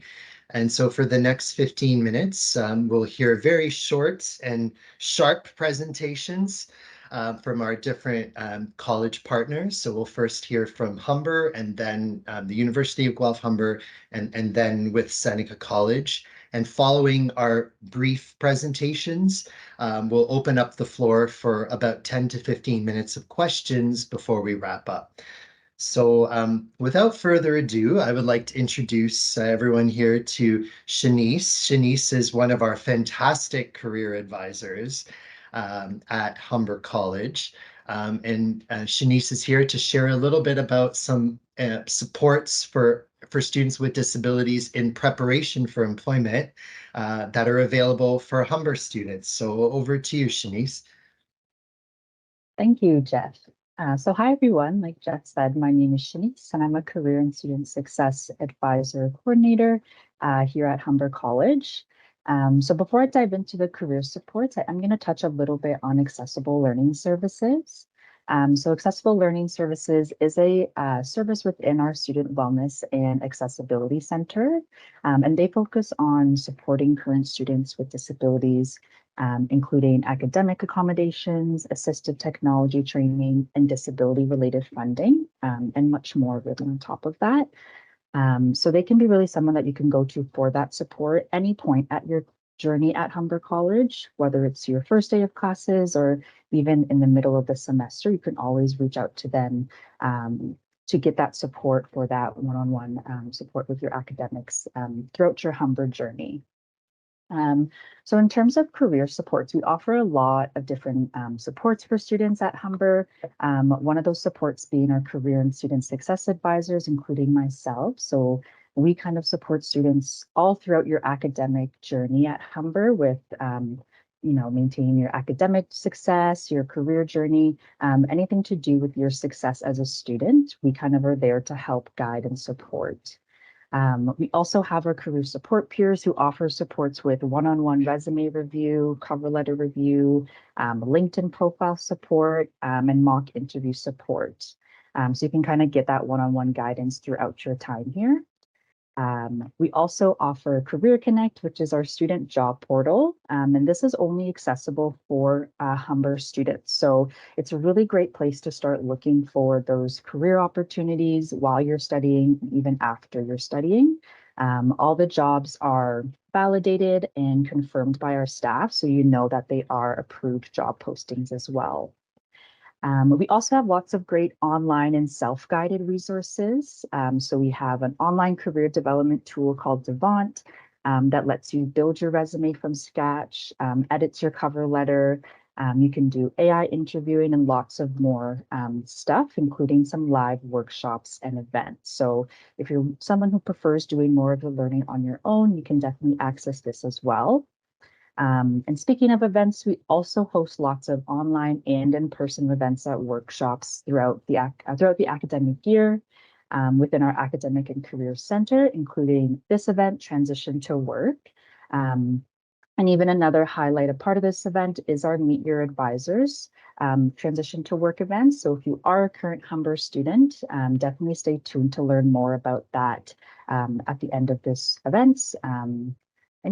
And then we also have just a great abundance of website resources, things that you can go on, such as articles, guides to help building your resume or getting that career support that you can access at any time, as well as supports for after you graduate Humber. So our career advancement and community employment services are groups and services that you can access after you graduate, so you still continue to have that support even after you finish your studies.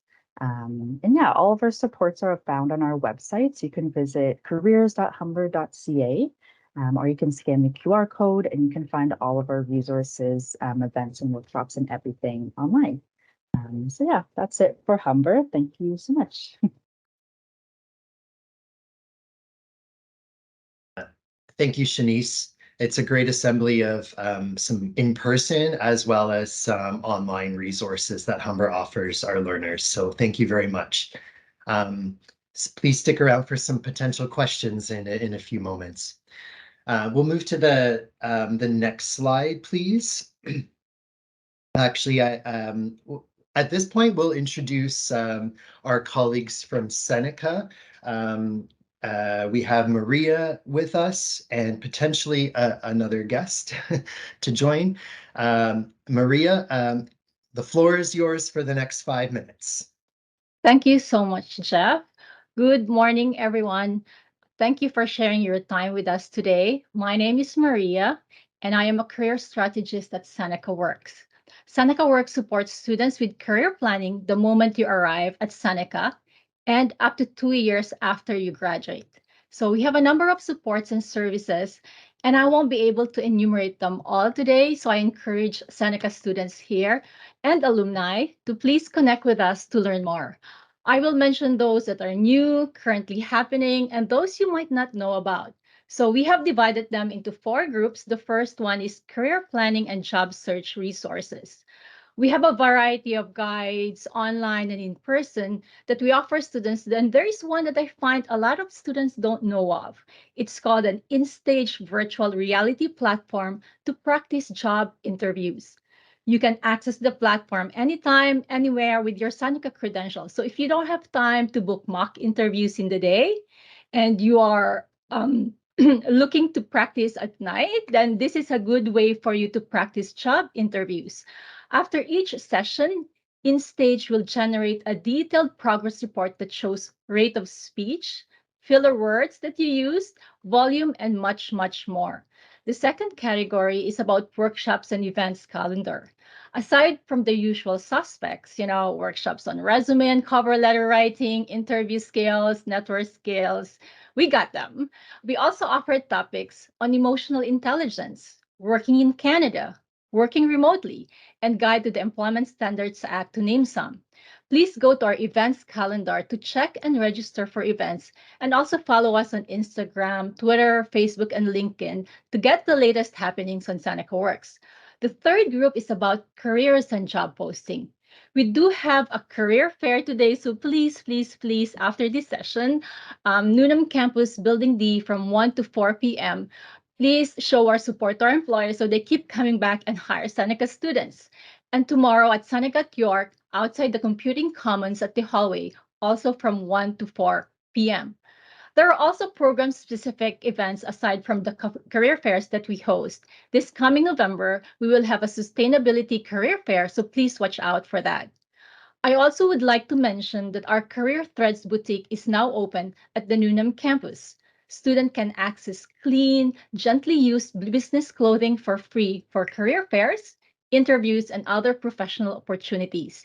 It is in Building D, close to the entrance, close to the service hub, and it is open only on Tuesday, Wednesday, and Thursday. So be aware, it's not open on Mondays and Fridays from 10 a.m. to 2 p.m. And of course, the last but not the least is appointment bookings.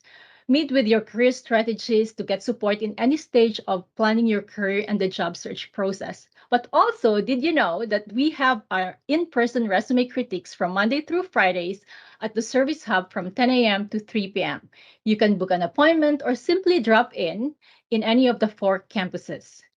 And for those students who experience functional impairments due to a documented disability, you can register for supports with Accessible Learning Services, and you can contact them by email at senecacnas@senecacollege.ca.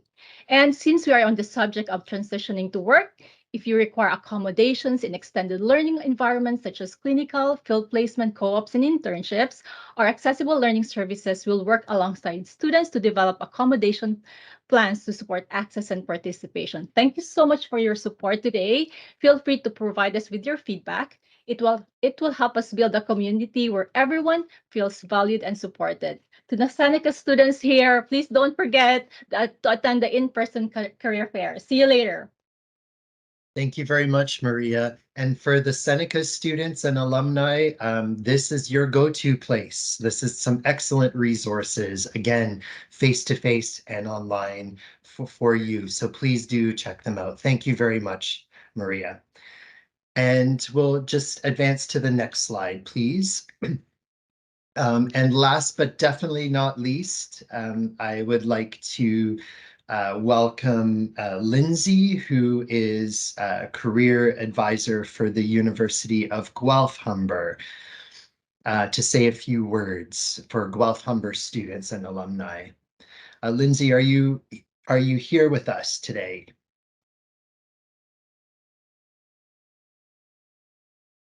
She does, but she does not have access to a microphone. And there she is, and the camera. So I think you're back. Thanks. Yes. Thank you.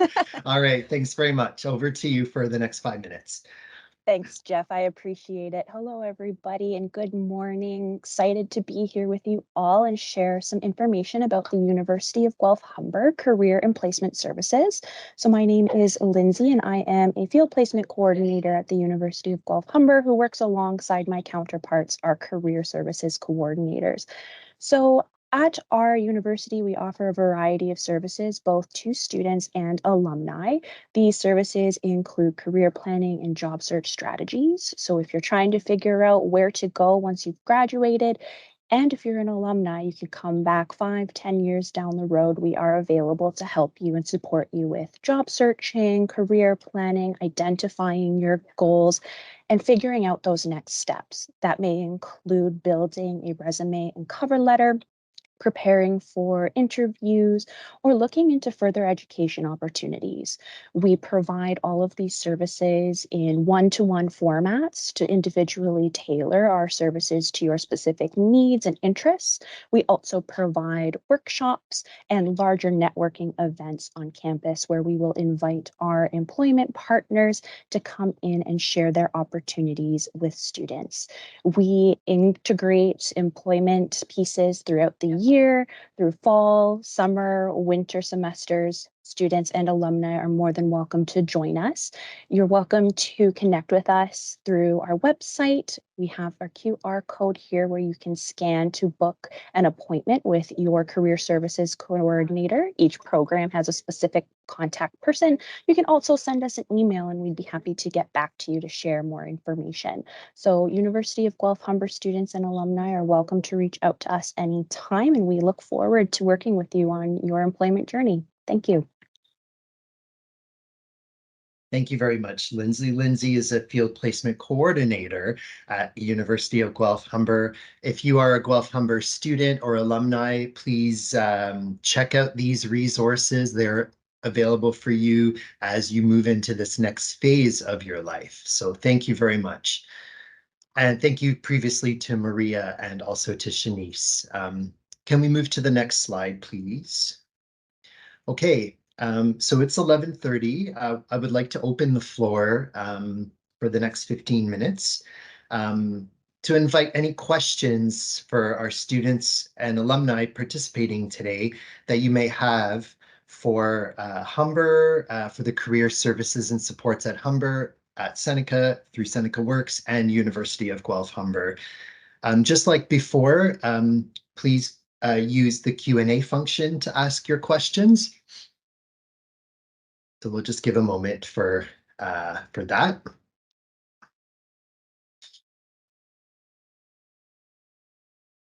Hi, Jeff. Before we get started, I just want to say there was just a great amount of services that were just introduced. And so I just want to start off by asking, what is the best way for participants to reach out to each of the services that were just presented by in person, email? What is the best way for them to reach you? I can start. For Humber College students, we kind of have different ways that you can reach out to us. I wouldn't say that there's one good way, but if you're ever in doubt, email is usually a good way to contact us. You can email us at careers@humber.ca, which I think was included in the last slide. As well, too, you can always pop by our office. We have our centers at the North Campus and the LRC on the first floor. We're open Monday to Friday, 8:30 to 4:30, so you can always pop by and say hi to somebody there. For Lakeshore Campus, we're at the Welcome Center on the first floor once you walk into the Welcome Center. So you can always pop by in person, and our front desk folk can definitely guide you in the right direction onto where to get the right service that you might be looking for. Perfect, thank you. For Seneca College, you can do in person. You can also send us an email. And the best way is also to check out our Seneca Career Works portal. So everything is there, the calendar of events, all the sessions. You can book an appointment with one of the career strategists. But if you're on campus, feel free to drop by the Service Hub. We have a representative there from 10 a.m. to 3 p.m. every day for those 4 campuses. And also the Service Hub representatives can also help you with your questions. Thanks, Maria. I can share at the University of Guelph Humber, we offer services in person and virtually. So students are welcome to connect by dropping into our office at GH 108 Student Services on campus. You can also send us an email, career@guelphhumber.ca, or you can schedule an appointment with your career services coordinator or field placement coordinator. We're also available on Teams during drop-in hours. If students aren't available in person but want to connect, they're welcome to send us a message on Teams. Alumni can also reach out to us in those ways as well. Fantastic. Thanks, Lindsay. We do have another question. It's for Maria at Seneca. Shella is looking for a mentor. Where should she go to? Any recommendations? Hi, that's a great question. I think we actually have a very good mentorship program. It's called Smile Mentor Program, and it is being run by our student services. So feel free to drop by the service hub to get more information about that. And I've also feel free also to reach out to us, and we can direct you to the right person. Thanks, Maria. I'd like to extend that question to Guelph Humber and Humber. Do we have any mentorship programs available at your locations? For mentors for Humber, we don't have career-specific mentors, but we do have peer mentors in a few different departments at Humber. So first year experience has a mentoring program. So if you're in your first year, you can sign up to be part of the peer mentoring program, and you'll have an upper year student to kind of support you through your first year as a student. And there's also peer mentoring, I believe, with our peer-assisted learning services. So if you're looking for more academic support, you can go through our peer-assisted learning services, and they can also offer that support as well. Thanks, Shanice. That's a great question. So we do offer a variety of mentorship and peer support opportunities with career and placement services at the University of Guelph Humber. Have career support peers, which are trained current students who are trained to provide feedback around resumes, cover letters, interview prep, and host a variety of workshops throughout the year. Students can also work with some of our alumni mentors through alumni services in our mentorship program. Excellent. Thank you so much. The next question, it was around part-time students. So are part-time students able to access these services? And I would also extend that to alumni as well.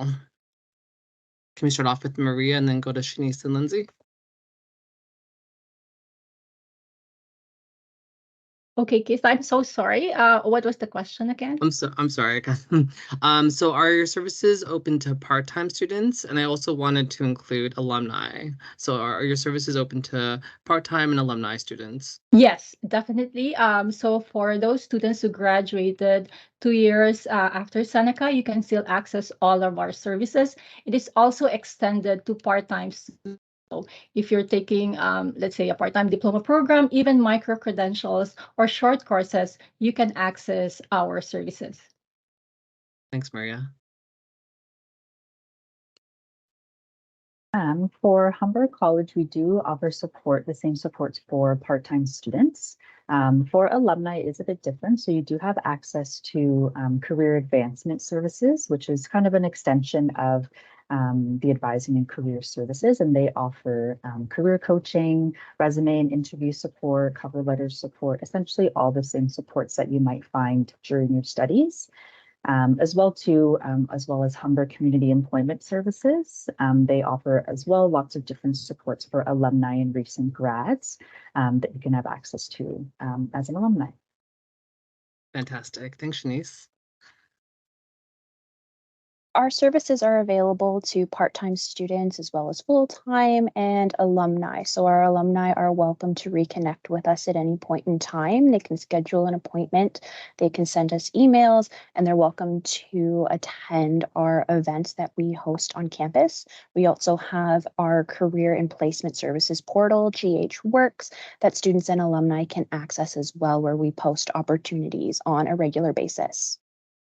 Excellent. Thanks, Lindsay. We have one question, and I believe it's around AI options. So someone has asked, please tell us a bit more about AI options available at Humber and Seneca to help us prepare for interviews.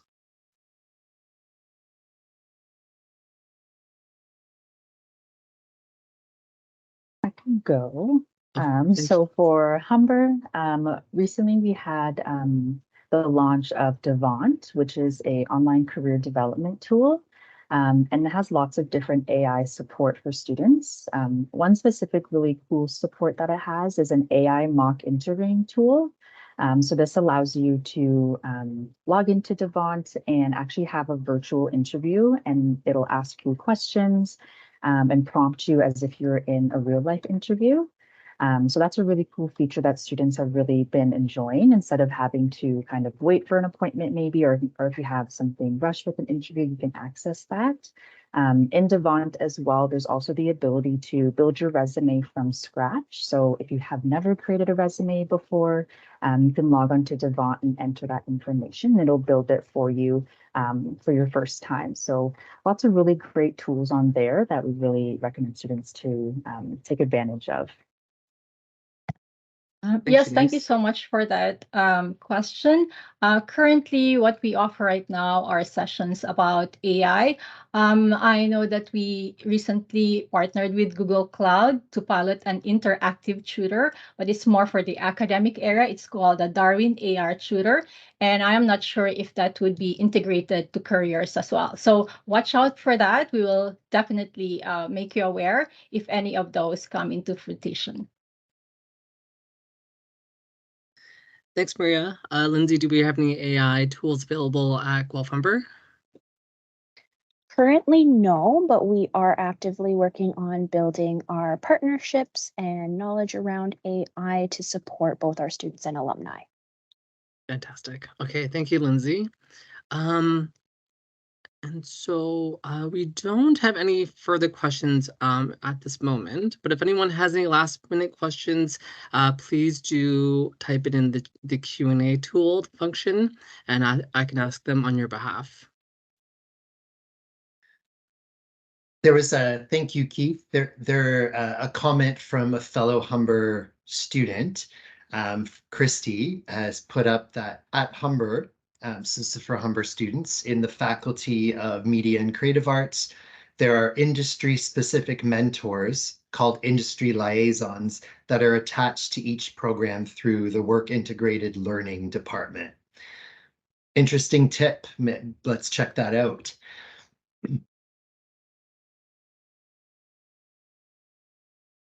Another question just came in from Nazra. I guess this could go to all three speakers here. Are the supports mentioned and the mentorships provided, are they by professionals with lived experiences with disabilities? Are there mentors with disabilities acting in the role of mentor?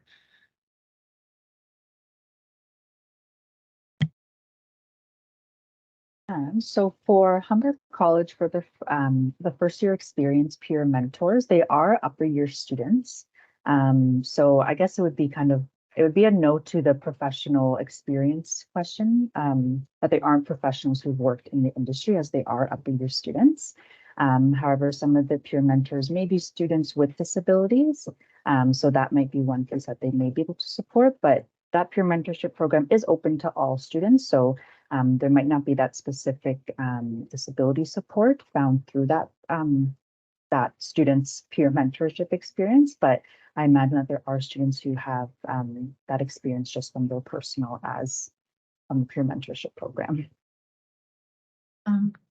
For the peer mentor question, that would be a per semester peer mentor when you are in the SMILE program.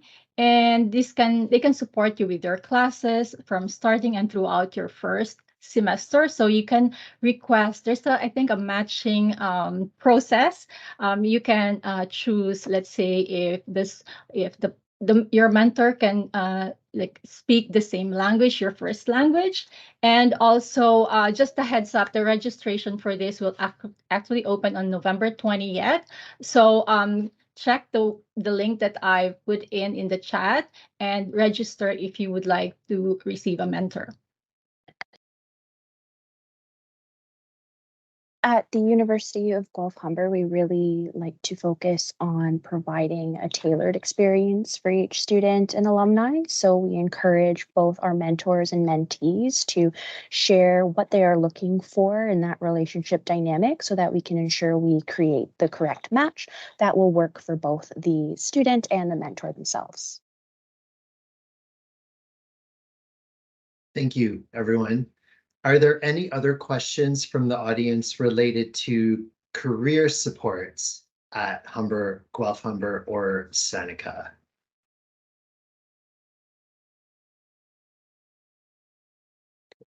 I do have a question. At what point in the life of a student at the institution, at what point would you recommend they start thinking about employment preparation, resumes, and so forth? Many students tend to do that a month before a placement has to start. What would be your tips on what good preparation should look like?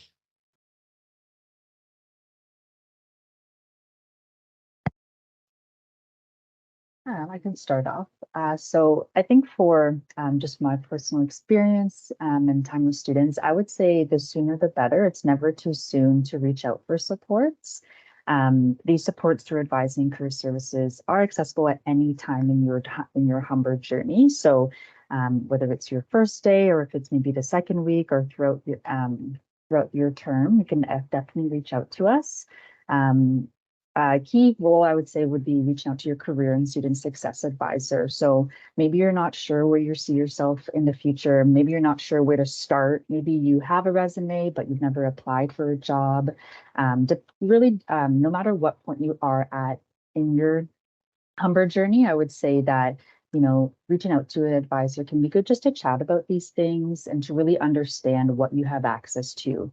And maybe you don't access all the resources at the start, but just being aware of them is really a great knowledge to have, because when those times come up where, you need to get your resume reviewed or you need to prepare for an interview, you'll kind of know where to go and who to contact. So just even making that initial contact with our office from the start can be really great. And then you'll know when those moments come up where you need support, where you can go for that. So that would be my advice. Thank you, Shanice. Maria?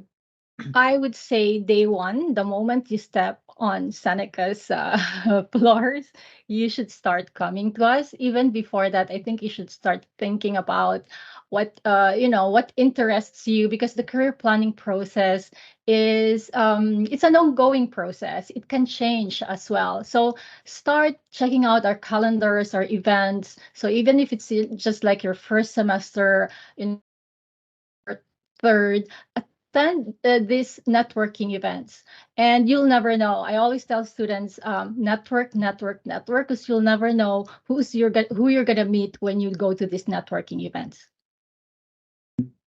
Thank you, Maria. Lindsay? Yeah, echoing my colleagues, it's definitely helpful to start in first year. And the reality is, you're a lot on your plate. You're maybe not thinking quite yet about careers.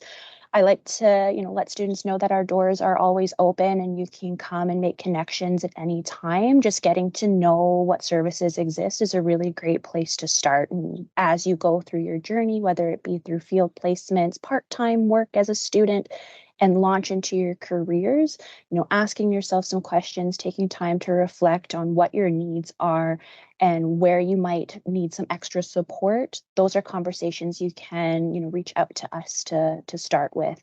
And so our doors are open to students and alumni at any point in their journey as you're reflecting and making changes. So it's helpful to get to know what's out there, but feel free to come and connect with us at any time. Great, thank you. So the common message here is know what's available and access it early. Jeff, So this thank is you. We have Jeff. Pina, yes. Yeah, Jeff, this is Pina. I just wanted to add a couple of things. If that, I do echo, I think, what everyone is saying here. And the sooner you engage, the better. Even if you don't know exactly where you want to go, but if you do know and have a sense of where you want to go for a career, also let your coaches know so that they can reach out to companies early on and see what opportunities exist and negotiate some of those arrangements early on, as they do take some time, right? But the other thing too, and one of the things we don't talk a lot about, is the value of volunteer work and how that can enrich your career experience as well, particularly if you have not had an opportunity to be out there and socialize and build those social and emotional skills. Volunteer is a great way to build some of that confidence as well, and to take that into your employment journey and make it part of that employment journey as well. So I think it's just, we don't talk about that a lot, but it is a great tool for a lot of people to, get that first step into the employment journey. Thank you, Pina. One of the messages that came through today is that each of us will be on our own unique employment journey, our own obstacles, our own choice and options that we have moving forward. And so, being at this sense of openness, open to these new experiences, open to volunteer work as a way to start getting on the ladder, starting to develop some of those skills. All of this is the time to do that. So thank you. That was a great addition point, Pina. And thank you to Shanice, Maria, and Lindsay for joining us today. I hope that you will see some people in this audience at some point soon. Thank you very much. So we'll just wrap up now the Q&A portion. And if we can move to the next slide, please, for our wrap up of the day. First things, as you can see, we're coming to the end of our time. So this slide has some animations. Emil, if you could just kind of make them appear. Thank you. Thank you. So again, if you are a Humber or Guelph Humber student, not a Seneca student, you can apply to get this your participation in today's event onto your co-curricular record. You can do that anytime starting now as we're approaching the end. There's a couple more points on this slide, Emil, I apologize. So to do that, you would log into the CCR portal with your My Humber credentials.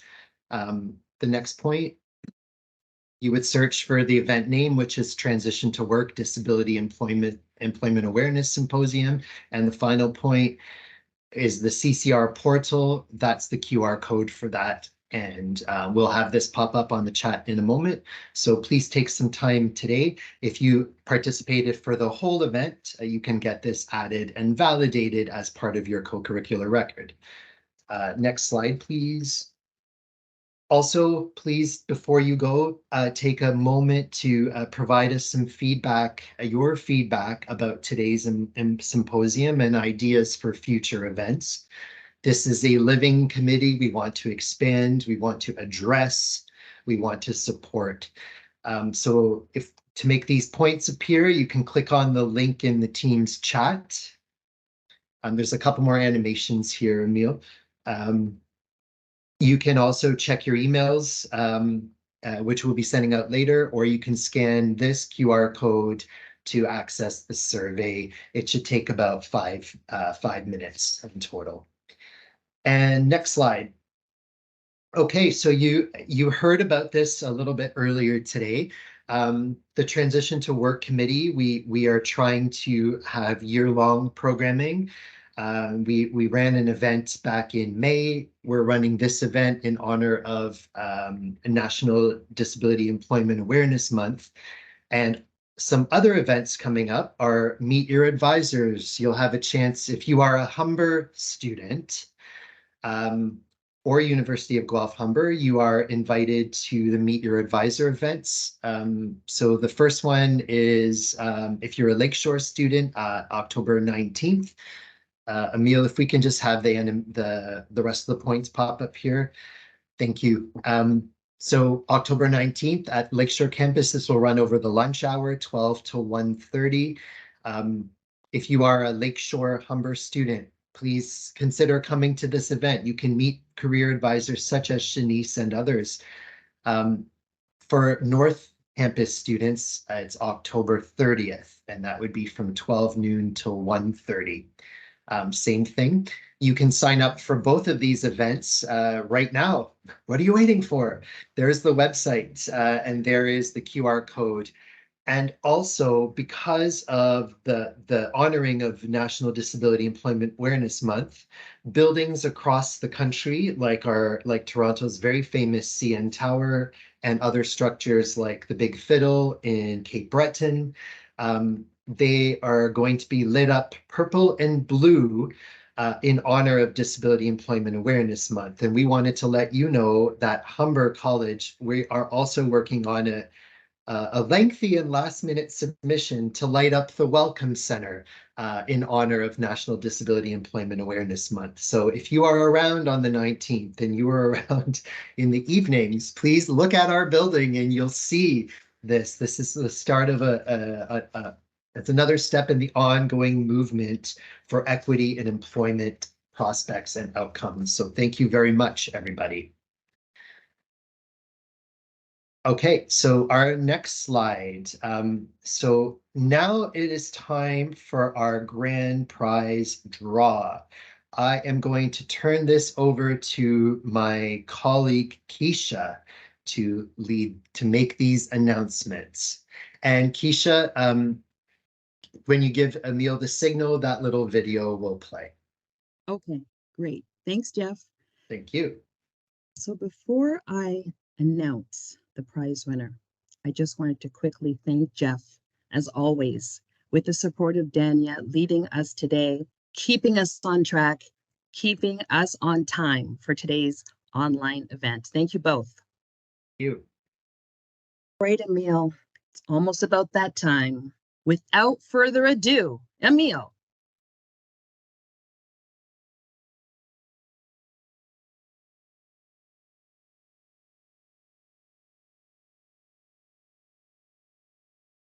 It looks like a silent drum roll today. Okay, well, that's okay.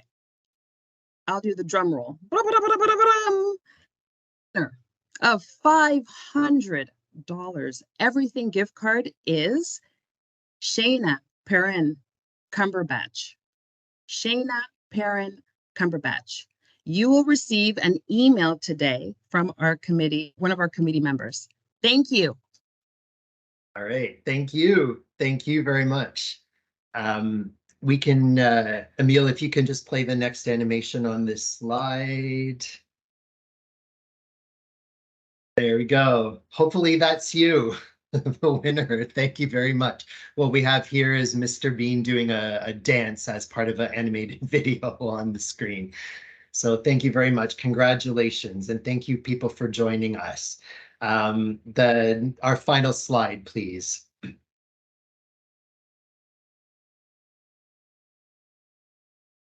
Okay, so we've presented a lot of information today. I know we couldn't get to everything that was there, but don't worry, there will be more to come. In the coming week, by next week, we will update our Transition to Work website, which is our first link here, with information and resources from today, including the video and some other documents we'll be producing, and the slides will be available. You can also check out the Transition to Work's website for past events we've run, as we have talked about and explored accommodations and disclosure a couple of times over the years. So please check those out. Also, that's the website where Humber students can sign up for Meet Your Career Advisor Day. There's also websites here from some of our speakers from Humber Career Services. Their website is there, as well as Guelph Humber's Career Services and Seneca Careers. I've made mention of the co-curricular record, so we've posted the link there for that as well. And for alumni in the community, regardless of where you've graduated from, or even if you're not an alumni, but are very interested in this topic, please do connect with Humber's Career Employment Services Center as well. So at this point, we are finished on time.